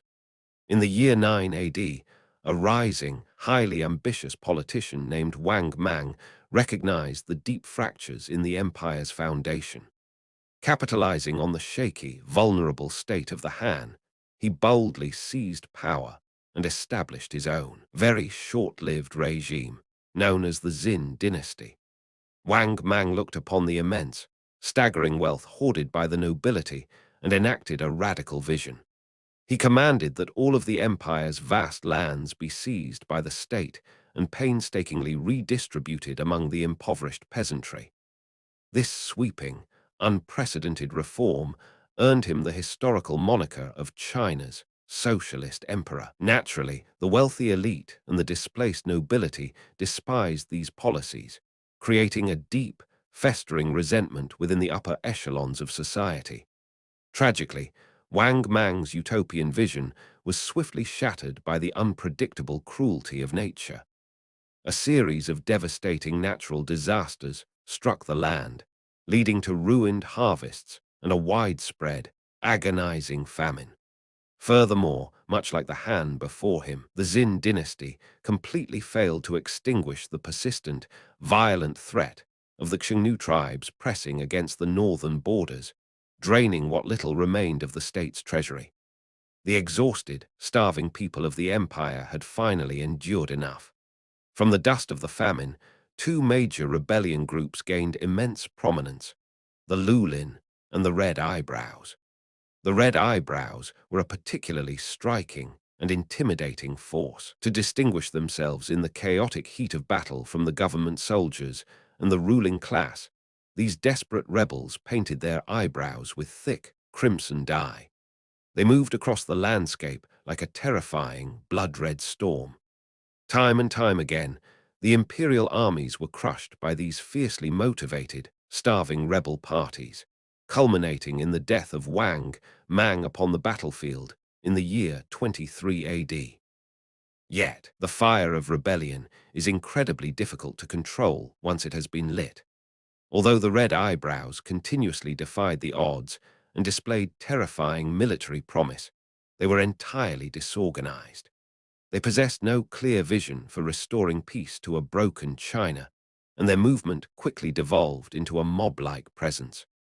They violently pillaged local populations and desecrated ancient Han graves, causing them to rapidly fall out of the public's favor. Trapped in a state of constant, exhausting disarray, the once fearsome Red Eyebrows finally surrendered.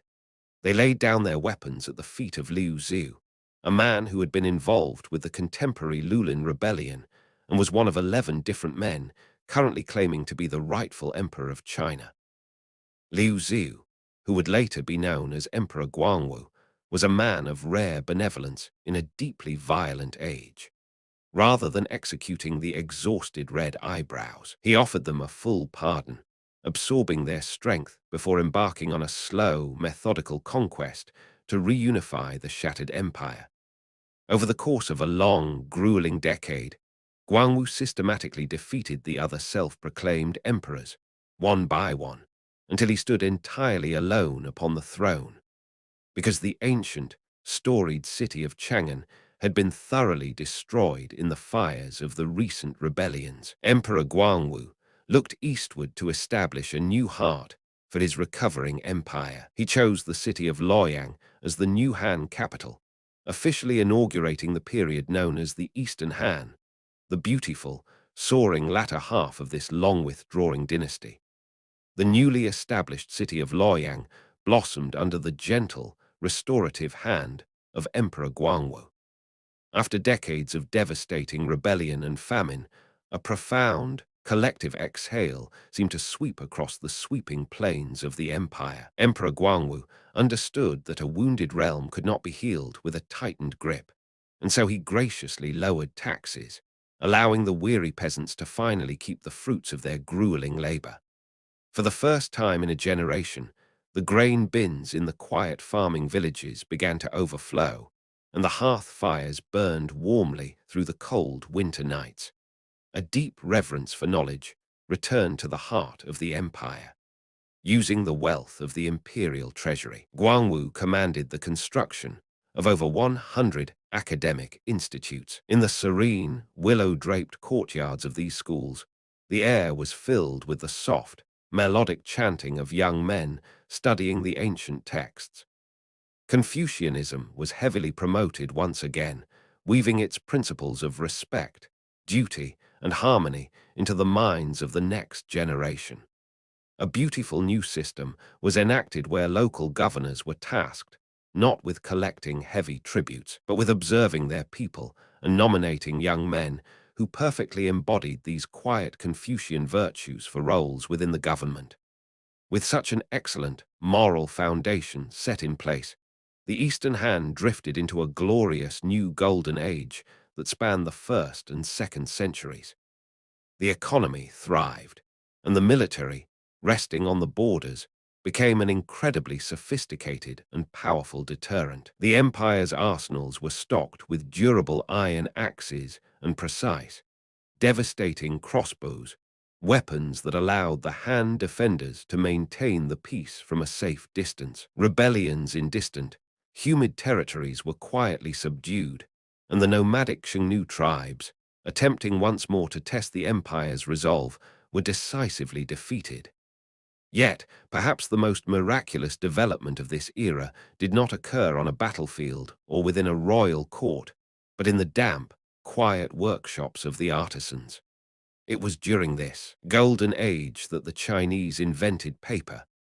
Before this time, knowledge was heavy and cumbersome, carved into the bones of animals, cast into bronze, or written upon bulky, clattering strips of bamboo that had to be rolled and tied with string. Imagine the gentle, mesmerizing process of the early papermakers. They would gather mulberry bark, hemp, and old rags, soaking them in large vats of water until the fibers began to break down. Using large wooden mallets, they would rhythmically pound the mixture into a soft, cloudy pulp. A fine mesh screen was then dipped into the vat, carefully lifted, and gently shaken to align the floating fibers. The water would slowly drain away, leaving behind a delicate, wet sheet. Once pressed and left to dry in the warm sun, it became a smooth, lightweight canvas. The invention of paper allowed ideas, poetry, and philosophical thoughts to be shared with a breathtaking new ease, floating across the empire as lightly as a fallen leaf. However, as the decades slowly turned into centuries, the majestic core of the Eastern Han began to quietly hollow out. Within the sprawling, opulent palaces, the role of the emperor lost its sacred respect.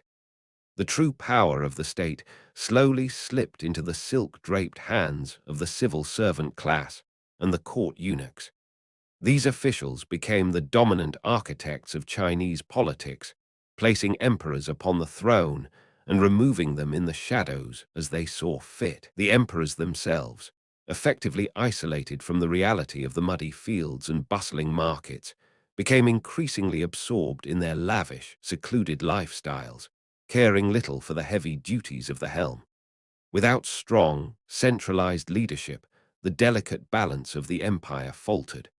Poor policies were enacted, taxes were cruelly raised to fund the excesses of the court, and when a terrible drought swept across the land, another devastating famine took hold. From the cracked, dry earth of the countryside, a new, massive resistance group rose from the ashes of starvation. They were known as the Yellow Turban Rebellion, led by a charismatic Taoist mystic named Zhang Ju. He looked upon the decaying Han dynasty and loudly proclaimed that it had lost the mandate of heaven. As a symbol of their unity and their connection to the earth, the rebels wrapped long strips of yellow cloth around their heads. In the year 184 AD, this storm of desperate, starving peasants began attacking government offices and pillaging wealthy villages. Though they ultimately failed to bring down the Han completely, they exposed the fatal weakness of the empire.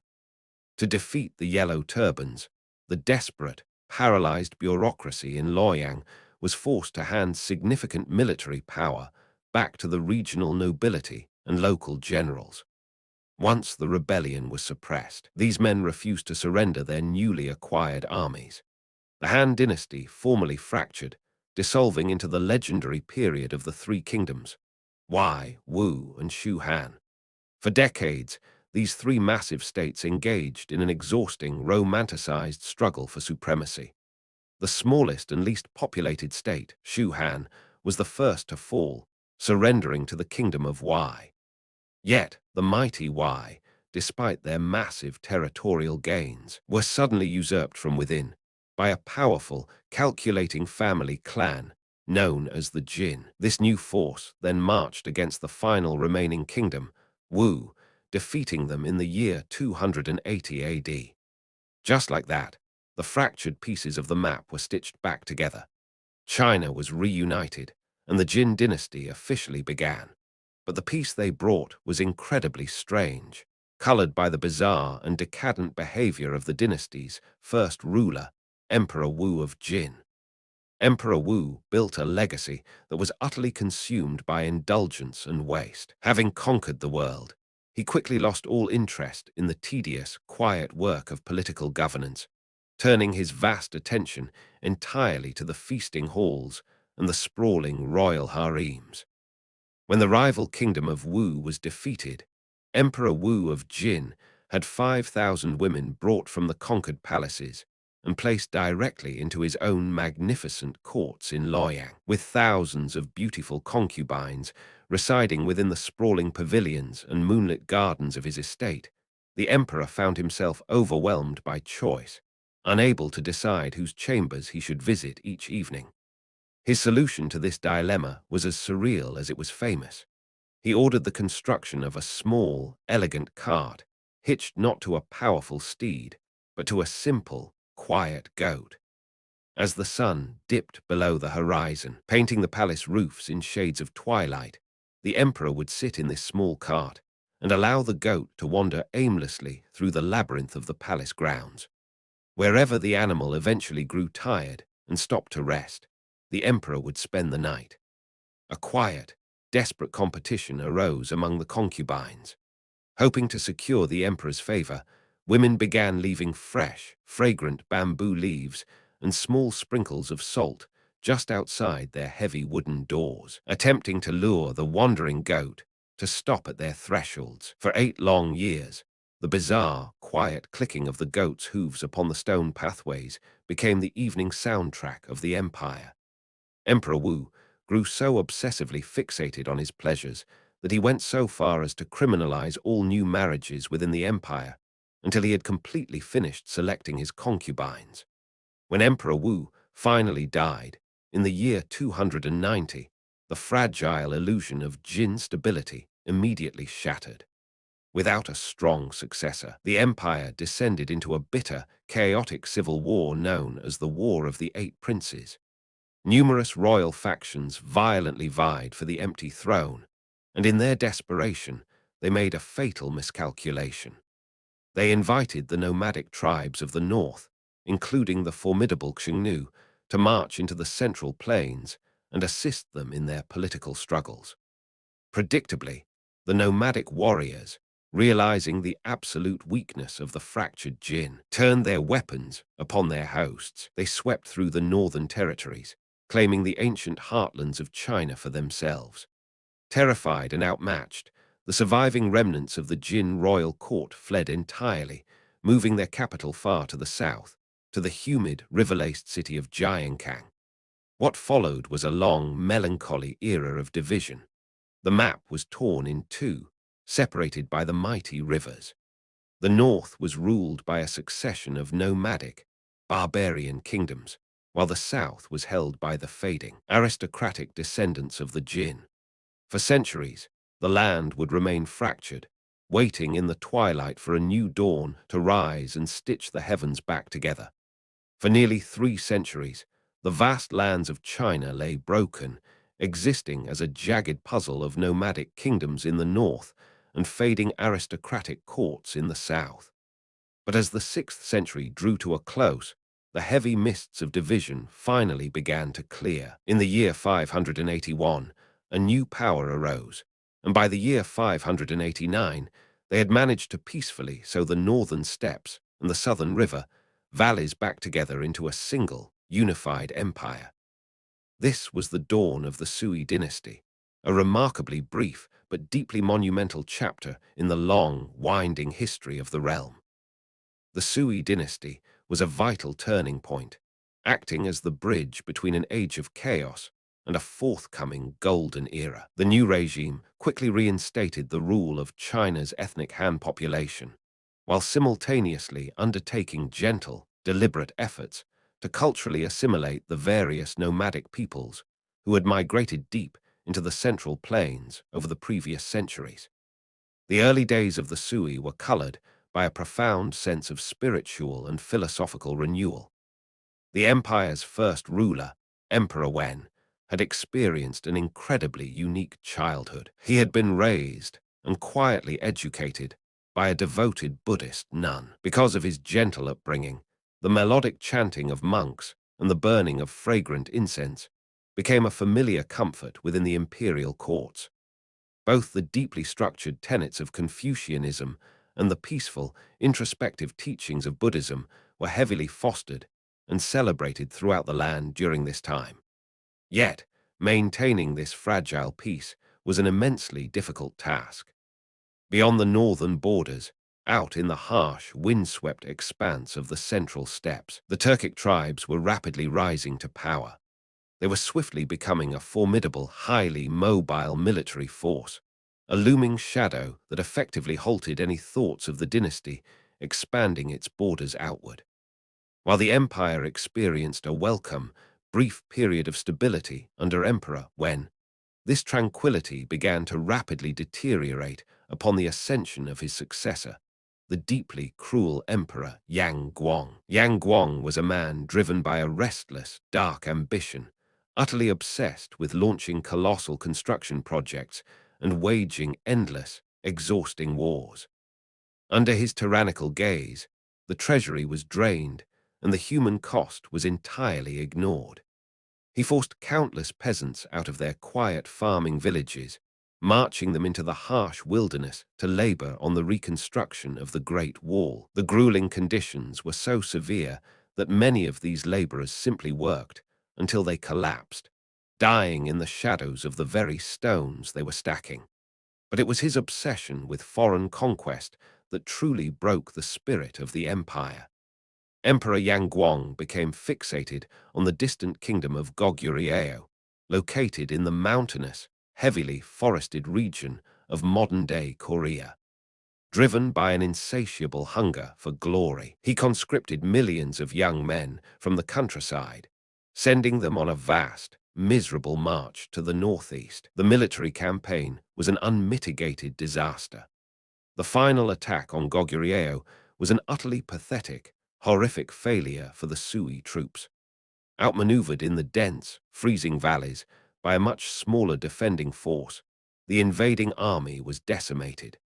The devastating clash resulted in an unfathomable 90% casualty rate for the Sui soldiers, while the Goguryeo defenders suffered relatively tiny losses in comparison. When the shattered remnants of the army finally limped back across the borders, they brought with them a profound, inconsolable grief that settled over the villages of China like a heavy winter snow. The peasantry, having lost their sons to a pointless war and their fathers to the Great Wall, was completely fed up. The air crackled with the electric tension of impending revolt. It was within this climate of widespread despair and simmering anger that two pivotal figures emerged from the ranks of the military: a father and his brilliant son. The father, Lai Yuan, was a man who had been born decades prior in 566, during the fading twilight of the divided kingdoms. He was an aristocratic general with deep, tangled familial connections to the current throne. Many of his own relatives resided within the inner circles of the emperor's court. However, this royal blood did not offer him any true safety or comfort. The tyrannical Yang Guang was an evil, deeply brutal man who offered absolutely little help or loyalty to Lai Yuan. By his side stood his son, Lai Shimin, a fiercely bold and remarkably intelligent military leader. While his father was cautious, the young Lai Shimin was a master of strategy and psychological warfare.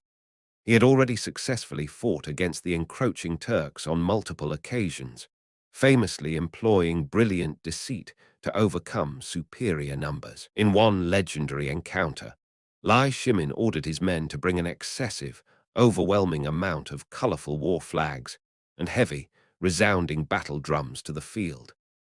By raising a forest of banners and creating a deafening rhythm that shook the earth, he tricked his nomadic opponents into believing the Sui army was massively larger than it actually was, causing the terrified enemy to turn their horses and retreat without a single sword being drawn. Though both father and son had initially remained loyal to the Sui dynasty, standing as a bulwark against the rising chaos, it became increasingly, painfully clear to both of them that the empire was in a state of terminal decline. Lai Yuan, however, was a deeply timid man, heavily burdened by fear.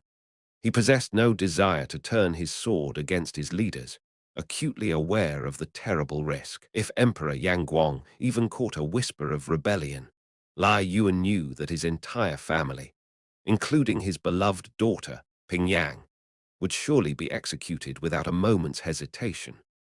But the paranoid emperor was already spiraling into madness. Furious over the crumbling state of his empire, Yang Guang had begun systematically executing his own generals, blaming them for doing a poor job of defeating the rising peasant rebels. Lai Yuan quickly realized that his own name was inching closer to the top of the chopping block. Seeing the shadow of the executioner falling over their house, the bold Lai Shimin finally convinced his hesitant father to act. He argued that since death was already waiting upon their doorstep, they had absolutely nothing left to lose by joining the bands of rebels. It was now or never.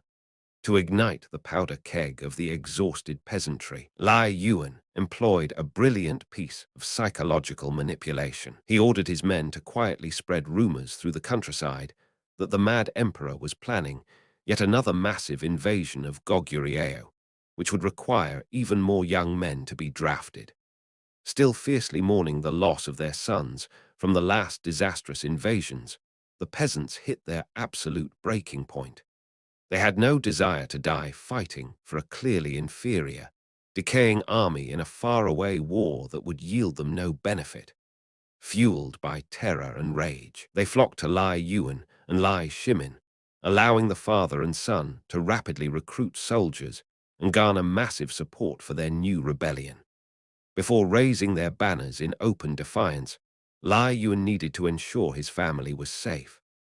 Operating in absolute secrecy, he sent out urgent, coded messages to his relatives, pleading with them to quickly escape the watchful eyes of the capital and flee into the countryside. Once he received word that they were safe, the grand campaign to take the majestic capital city of Chang'an officially began. The road ahead was shrouded in deep uncertainty. The landscape was crowded with numerous other desperate rebel groups, and the opportunistic Turks in the north were also violently vying for power in the vacuum of the collapsing state.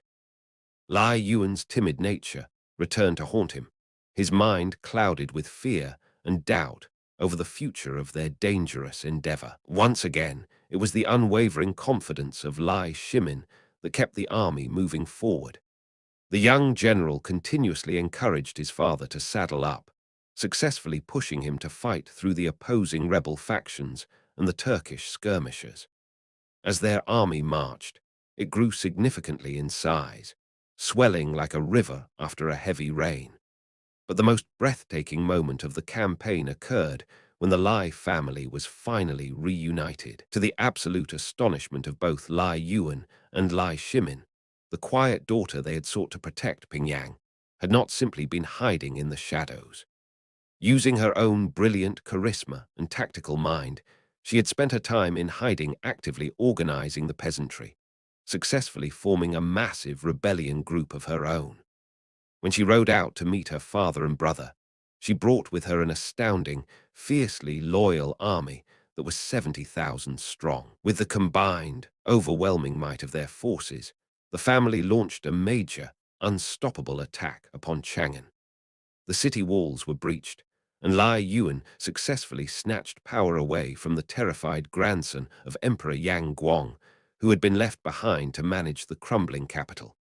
As for the evil Emperor Yang Guang himself, he was many miles away at the time, isolated in the eastern reaches of his burning empire. But he could not outrun his long overdue fate. In a quiet, treacherous mutiny, his own exhausted officials cornered him in his chambers and murdered him. With the death of the tyrant and the capture of the capital, the brief, tumultuous Sui dynasty was, without a doubt, completely over.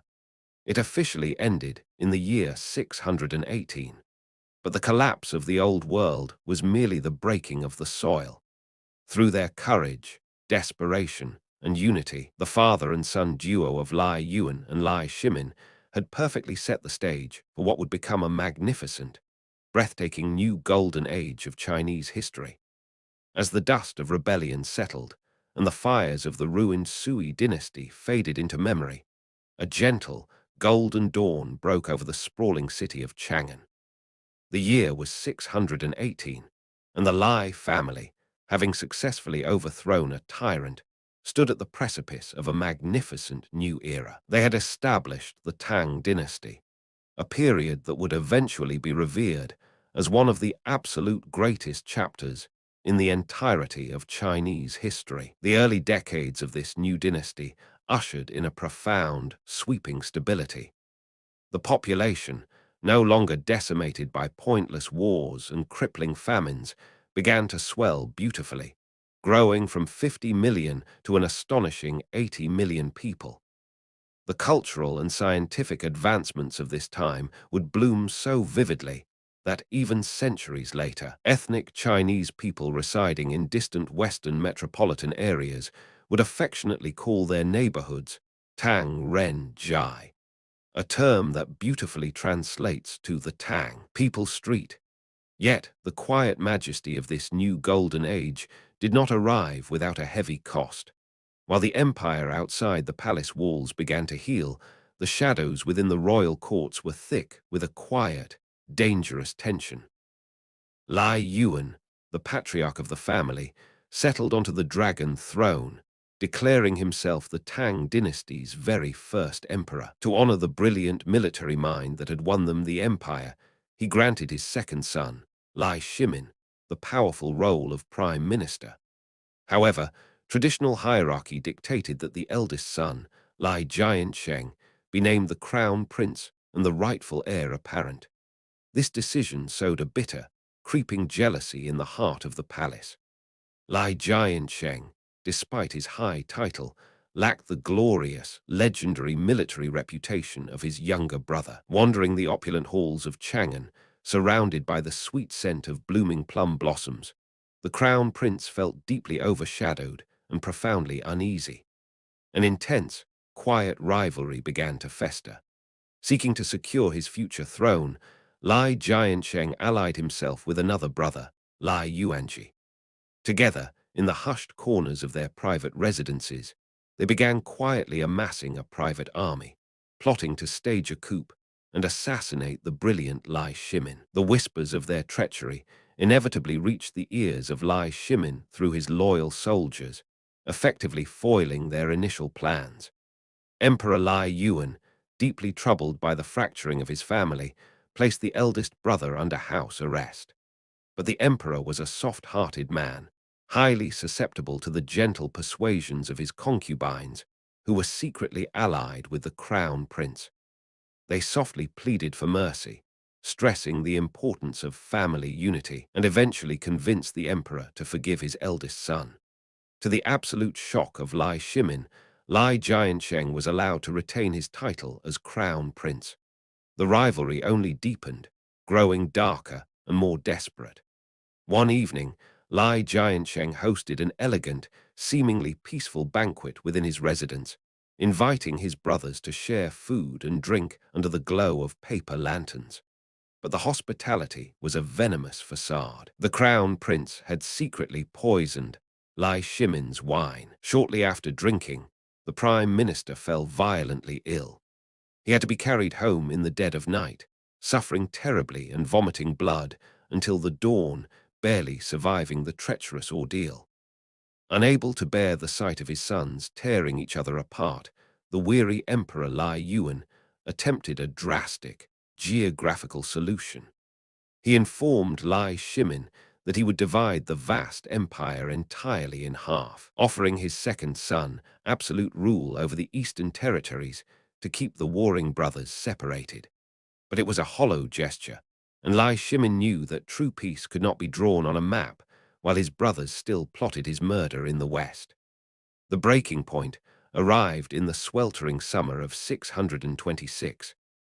The nomadic Turks, capitalizing on the internal distractions of the Tang court, launched a massive attack upon the northern borders. Seeing an opportunity in the chaos, Lai Jiansheng and Lai Yuanji orchestrated a plan to take command of the defending armies, intending to use the assembled military might to finally execute Lai Shimin and force their father to surrender the throne. But Lai Shimin would not wait to be slaughtered. He submitted a formal grievance to his father, accusing his brothers of grave misconduct, leading the emperor to summon the treacherous pair to the palace court. What unfolded next became known as the tragic Shen Wu Gate incident. As Lai Jiansheng and Lai Yuanji rode toward the heavy wooden entrance of the palace city, a sudden, chilling realization washed over them. The morning air was too quiet, the guards notably absent. Realizing they were walking directly into a trap, they immediately pulled their horses' reins, attempting a frantic retreat. But it was far too late. Lai Shimin bounded through the heavy gates on horseback, calling out to his brothers in the morning mist. Panic erupted. Lai Yuanji desperately tried to draw his bow, but his hands were far too slow against the practiced reflexes of the veteran general. In a single, fluid motion, Lai Shimin drew his own weapon and released an arrow that struck Lai Jiansheng, killing the crown prince instantly. A chaotic chase ensued as Lai Yuanji spurred his horse to flee the bloody scene. In the frantic pursuit, Lai Shimin's horse stumbled, throwing him violently to the dirt path. Seeing his brother fall, Lai Yuanji pounced, leaping from his own mount and attempting to strangle the fallen general with the thick string of his bow. Just as the light began to fade from Lai Shimin's eyes, one of his fiercely loyal associates, Yuchai Jinged, arrived shouting upon the path. Terrified, Lai Yuanji released his grip and tried to flee on foot, but was swiftly struck down by Yuchai's arrows.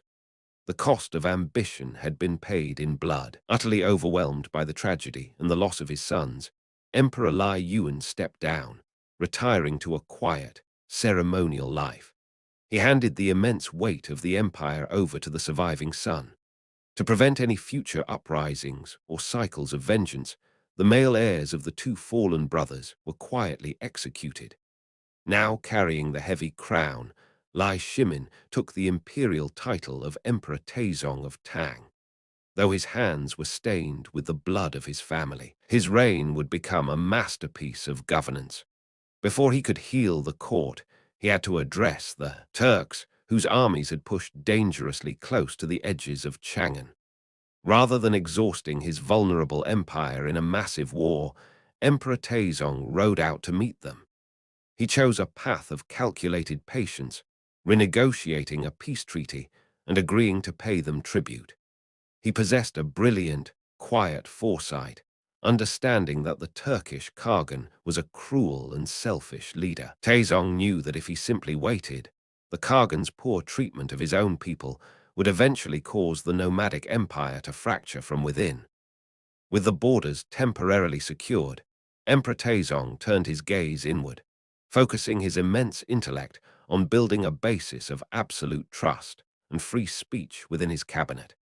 He completely ignored the petty politics of the past, picking his ministers based solely on their raw talent and deep intellect. In a breathtaking display of forgiveness and pragmatism, he even allowed men who had previously served as advisors to his treacherous, fallen brothers to join his own ranks, provided they possessed wisdom that could benefit the empire. Within the warm, wooden halls of the palace, Taizong did something few emperors before him had ever dared.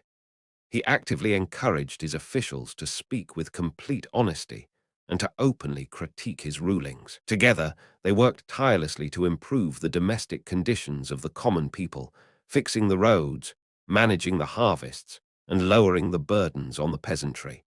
As the years passed, his patience with the northern tribes beautifully paid off. In 628, just as Taizong had predicted, the Turkish Khaganate fractured due to political discord and the cruelty of their leader. A lesser nomadic chief named Ashina Shibobai reached out to the Tang for assistance. Taizong obliged, and by the year 630, their combined forces successfully defeated the tyrannical Eastern Khaganate. In a grand, historic moment of unity, the nomadic tribes nominated Emperor Taizong to rule over them, making him the first man in history to hold the dual, majestic titles of both Chinese emperor and the Khan of Heaven. Under his steady, enlightened guidance, the Tang dynasty blossomed into a breathtaking, cosmopolitan wonderland. The capital city of Chang'an swelled to become the most populated city in the entire world, home to approximately 2 million vibrant inhabitants. Walking through the broad, meticulously planned avenues of the city, one would smell the roasting of sweet meats and the fragrance of imported spices. It was an era of profound spiritual and artistic harmony. In the shadows of the curved, tiled roofs, the deep, melodic chants of Buddhism blended seamlessly with the quiet, flowing meditations of Taoism and the structured, respectful rituals of Confucianism. Monasteries and temples popped up across the urban landscape, offering quiet sanctuaries of thought and prayer. In the sunlit courtyards, the arts became a true staple of Chinese culture. Poets brushed immortal verses onto silk, and painters captured the mist-shrouded mountains and the bustling city life with breathtaking grace. With the empire stable and content within its borders, it found the strength to naturally expand outward, connecting deeply with the civilizations of the Mediterranean and the Middle East, becoming the most powerful, radiant state in all of Southeast Asia. This breathtaking golden age, a period where poetry and peace seemed to permanently drape the sprawling empire, reached its absolute zenith in the early years of Emperor Xuanzong's reign, which began in the year 712. But history is much like the turning of the seasons. No summer, no matter how warm and radiant, can stave off the eventual chill of autumn. As the decades drifted by, the vibrant energy of the Tang dynasty began to slowly, quietly curdle into stagnation. Emperor Xuanzong, having spent his youth managing the vast complexities of the realm, gradually lost his interest in the heavy burdens of the throne, the endless petitions, the intricate court politics, and the management of distant borders began to feel like an exhausting, suffocating weight.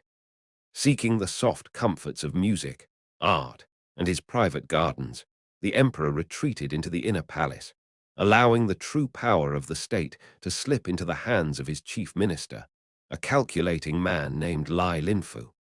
Lai Linfu was a master of the political shadows. Taking control in 736, he moved through the imperial courts with a quiet, lethal efficiency, systematically orchestrating the executions of his political enemies to consolidate his own grip on the empire. In his obsessive desire to prevent any domestic rivals from rising to challenge him, Lai Linfu enacted a policy that would inadvertently seal the tragic fate of the Tang dynasty.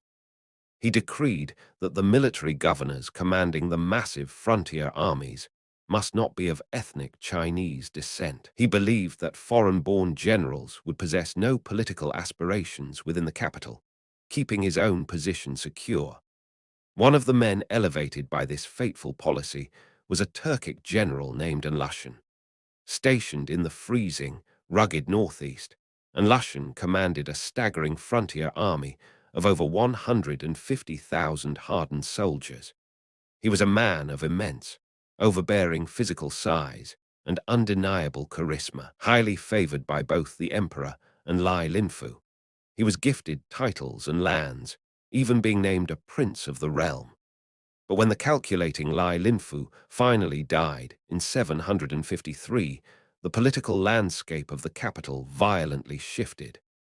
New ministers rose to power, and Lushan, resting in his northern encampments, quickly realized he was being systematically edged out of his favorable position. Feeling the cold wind of political betrayal and recognizing the absolute devotion of his massive army, the immense general made a devastating decision. He had little left to lose, and in the winter of 755, he turned his horses south, launching a rebellion designed to swallow the empire. The Anlushan rebellion would become one of the most tragic and deadly conflicts in the memory of the world. Marching with a terrifying, unified momentum, Anlushan's forces besieged the eastern capital of Luoyang. Upon its capture, the rebel general boldly declared himself the emperor of a new regime, the Yan dynasty, before setting his hungry gaze upon the grand prize, the majestic, sprawling western capital of Chang'an. The imperial Tang defenders, crippled by inner turmoil and incredibly poor military judgment from the bureaucracy, blundered their response. Rather than holding their heavily fortified defensive passes, the Tang troops were ordered to march out and engage the rebels upon open, muddy ground. It was a bitter, disastrous defeat. The road to Chang'an was suddenly, terrifyingly clear. Within the opulent halls of the capital, panic swept away the centuries of peace. Catching wind of the impending rebel army, Emperor Xuanzong was forced to abandon the great city. He fled into the dense, misty mountain ranges of the Sichuan province, accompanied by a weary convoy of his household, his court, and his imperial bodyguards. The journey into the mountains was a harrowing descent into despair. The terrain was rugged, the air was cold, and the royal convoy quickly ran out of food. In the shadow of the damp, echoing peaks, hunger gave way to madness and mutiny. The emperor's own guards, exhausted and starving, turned their weapons upon the royal family, blaming the court for the collapse of their world. In a heartbreaking display of powerlessness, the aging Emperor Xuanzong was forced to stand in the desolate mountain rain and watch as his soldiers strangled his own relatives. Broken by the tragedy, he eventually abdicated his throne, passing the fractured remains of his empire to his son. Back in the lowlands, the great city of Chang'an fell. The once glorious metropolis, a beacon of global culture and peace, was subjected to a horrific, chaotic sacking. Centuries of art, architecture, and innocent lives were consumed in the fires of the rebellion. Yet, the rebel Yan dynasty was built upon a foundation of sand and paranoia, and Lushan, whose health had rapidly deteriorated, grew increasingly cruel, lashing out at his own subordinates. The rebel leader had become so morbidly obese that historical accounts claim a horse was once crushed entirely under his unimaginable weight.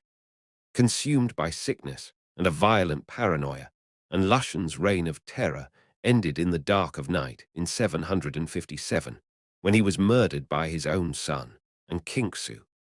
The rebellion dragged on under the sun's command, transforming into a grim, exhausting war of attrition. The conflict reached its darkest depth during the grueling siege of Suiyang. For 8 agonizing months, the rebel forces surrounded the city. Inside the walls, the Tang defenders were entirely cut off from the world. When the grain stores emptied, the situation descended into a nightmare of human survival. The desperate, starving inhabitants resorted to the darkest, most unthinkable taboos to sustain themselves. By the time the city finally fell to the rebels, the cost had been unimaginable. Only 400 Tang defenders remained alive out of an entire city, while the besieging Yan forces had lost over 100,000 men to the drawn-out struggle. The sheer exhaustion and inner political turmoil of the rebel forces eventually allowed the Tang dynasty to slowly claw their way back. By 763, the Tang forces had reclaimed the ruined capitals of Luoyang and Chang'an, and the rebellion was finally extinguished. The Tang had technically emerged victorious, but the empire was a hollow, bleeding ghost of its former self. The majestic Golden Age was undeniably dead. It is estimated that 20% of the empire's entire population had perished from the warfare, disease, and sweeping famines of the Anlushan rebellion. The psychological and physical scars were so deep that the dynasty would never fully recover. As the empire drifted into the 9th century, the central government found itself far too weak to project power. Sensing this vulnerability, Tibetan empires and Turkic tribes pushed across the western and northern borders, reclaiming vast stretches of territory. The imperial roads, once safe avenues for merchants and monks, became infested with massive groups of bandits who smuggled illicit goods and ransacked vulnerable towns with absolute impunity. From this fertile soil of discontent, another massive peasant uprising took root in 875, led by a disgruntled former salt smuggler named Huang Kao. Gathering an army of tens of thousands of impoverished citizens, Huang Kao carved a bloody path through the southern lands, executing wealthy merchants and tearing down the remnants of the Tang establishment. By 881, his forces stormed the weary capital of Chang'an, and the former smuggler declared himself emperor. But commanding an army of angry peasants is vastly different from managing the delicate logistics of an empire. He completely failed to secure a food supply for his newly conquered capital, and his regime quickly starved from within. The Tang government, aided by a defecting rebel general named Zhu Wen and alliances with Turkish tribes, drove Huang Kao out, resulting in the rebel leader's death in 884. While the 9th century was defined by this endless, tragic unraveling of political power, it also quietly hosted a moment of profound, world-altering discovery. Far away from the blood-soaked battlefields, within the serene, incense-filled walls of a secluded monastery, an unknown Taoist monk was practicing the ancient art of alchemy. Like the Emperor Ying Zheng centuries before him, this monk was endlessly searching for the elusive elixir of life, a mystical substance that could heal any ailment and prolong the human lifespan. In his quiet, smoke-stained laboratory, he began mixing common, earthly elements, grinding them together in a pestle. He carefully combined 75% saltpeter, 15% dark, dusty charcoal, and 10% pungent, yellow sulfur. The result was not a potion of eternal life, but a sudden, violent spark of creation. The mixture violently ignited, producing a brilliant flash of heat that scorched the skin of the monks present and ultimately burned their wooden laboratory entirely to the ground. In their quiet quest for immortality, the Chinese monks of the Tang dynasty had accidentally birthed gunpowder. It would become recognized as one of the four great inventions of ancient China, a substance that would soon change the very fabric of human warfare and global history, regardless of what distant empires might later claim. But for the fading Tang dynasty, this miraculous invention arrived too late to change their fate. The central government possessed no solidified army to utilize the black powder, and the empire continued its slow, painful descent into ruin. The final, fatal blow was struck in the year 907. Zhu Wen, the very warlord who had defected to help the Tang defeat the salt smugglers' rebellion, turned his ambitions toward the empty, powerless throne. He forced the young, puppet emperor to abdicate and then quietly had him murdered, boldly declaring himself the emperor of the new Liang dynasty. With this usurpation, the great Tang dynasty formally collapsed. The magnificent mirror of the empire shattered once more, plunging the lands into a chaotic, fragmented era of competing warlords and rapidly shifting borders, a dark and complex time that history would remember as the Five Dynasties and 10 Kingdoms period. When the magnificent, golden mirror of the Tang dynasty finally shattered in the year 907, the vast lands of China were plunged once more into a chaotic, breathless twilight. The unified map splintered into a dizzying, jagged mosaic of competing warlords, shifting borders, and fleeting alliances, plunging the realm into an era history remembers as the Five Dynasties and 10 Kingdoms period. Across the dusty, windswept northern plains, 5 different military regimes rapidly rose and fell in a brutal struggle for dominance, while the humid, river-laced landscapes of southern and western China fractured into 10 independent, isolated states.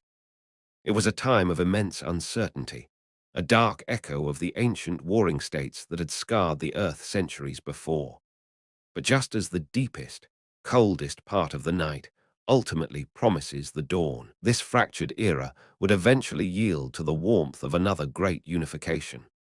In the year 960 AD, a calculating military inspector named Zhao Quanjian stepped out from the shadows of the fading regimes. Through a swift, decisive coup, he seized control of the fractured northern territories and successfully orchestrated a sweeping campaign to conquer the remaining independent regions. By stitching the torn pieces of the empire back together, he ended the bitter instability of the era and ascended to the throne as Emperor Tezu, officially inaugurating the majestic Song dynasty. Under the banner of the Song, the harsh, metallic clash of the warlords was slowly replaced by the soft, rhythmic scratching of the scholar's ink brush. Emperor Tezu possessed a deep, stabilizing vision for his newly reunited realm. He spearheaded a massive, meticulous project to formally map the entire empire, charting every winding river and quiet mountain pass. He intentionally shifted the cultural focus away from military might and placed a heavy, renewed emphasis on peaceful, scholarly pursuits. The ancient civil service examinations were thoroughly revamped, ensuring that the government was guided by intellect and wisdom. In the serene, willow-draped courtyards of the academies, the moral philosophies of Confucianism made a grand, sweeping return. This revived, deeply intellectual push came to be known as Neo-Confucianism, a philosophy that sought harmony not through the edge of a sword, but through the quiet cultivation of the mind. While the Song military was notably weaker than the sprawling, legendary armies of the preceding Tang dynasty, their domestic economy and boundless ingenuity flourished like a garden in the spring.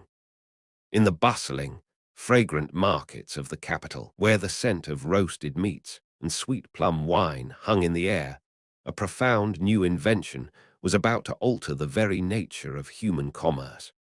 The heavy, cumbersome strings of copper coins that had weighed down the pockets of merchants for centuries were gently set aside. Utilizing the brilliance of the printing press, the Song became the very first government in the entire world to successfully achieve the mass production of paper money. Imagine the wonder of a merchant holding a delicate, perfectly printed sheet of paper, a featherlight artifact that represented vast fortunes of silver and silk. Elsewhere in the empire, sailors and navigators stared quietly into small, shallow bowls of water, watching as a magnetized needle predictably and reliably spun to point north.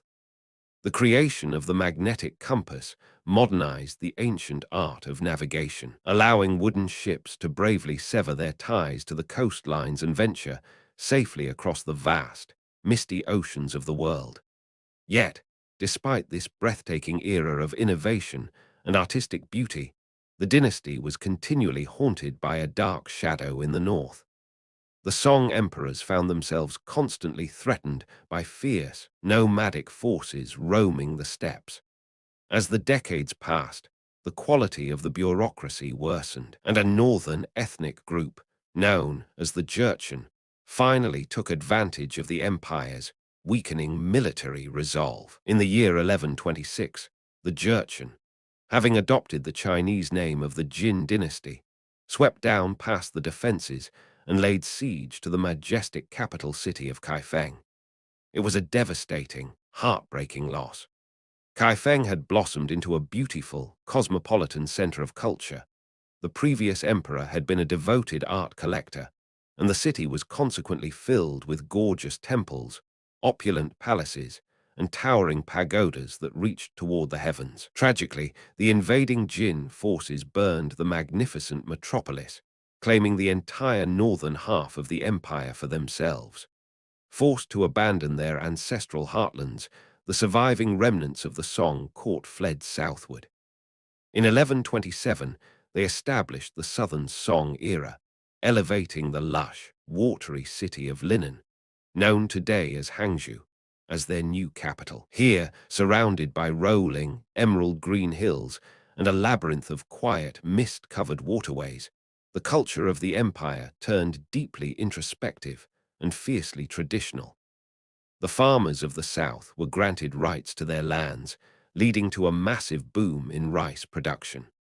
As the granaries overflowed, the economy stabilized, allowing the southern population to experience a quiet, comfortable prosperity, fearing that their unique identity might be entirely wiped off the map by the foreign invaders holding the north.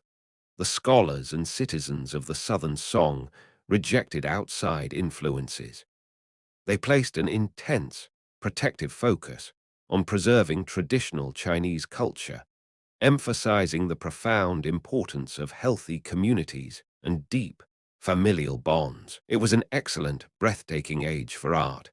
Painters brushed serene, melancholic scenes of quiet village life, misty mountains, and familial peace, attempting to capture the eternal, quiet beauty of a world they desperately wished to protect. But the wheel of time, driven by the relentless forces of human ambition, would not stop turning.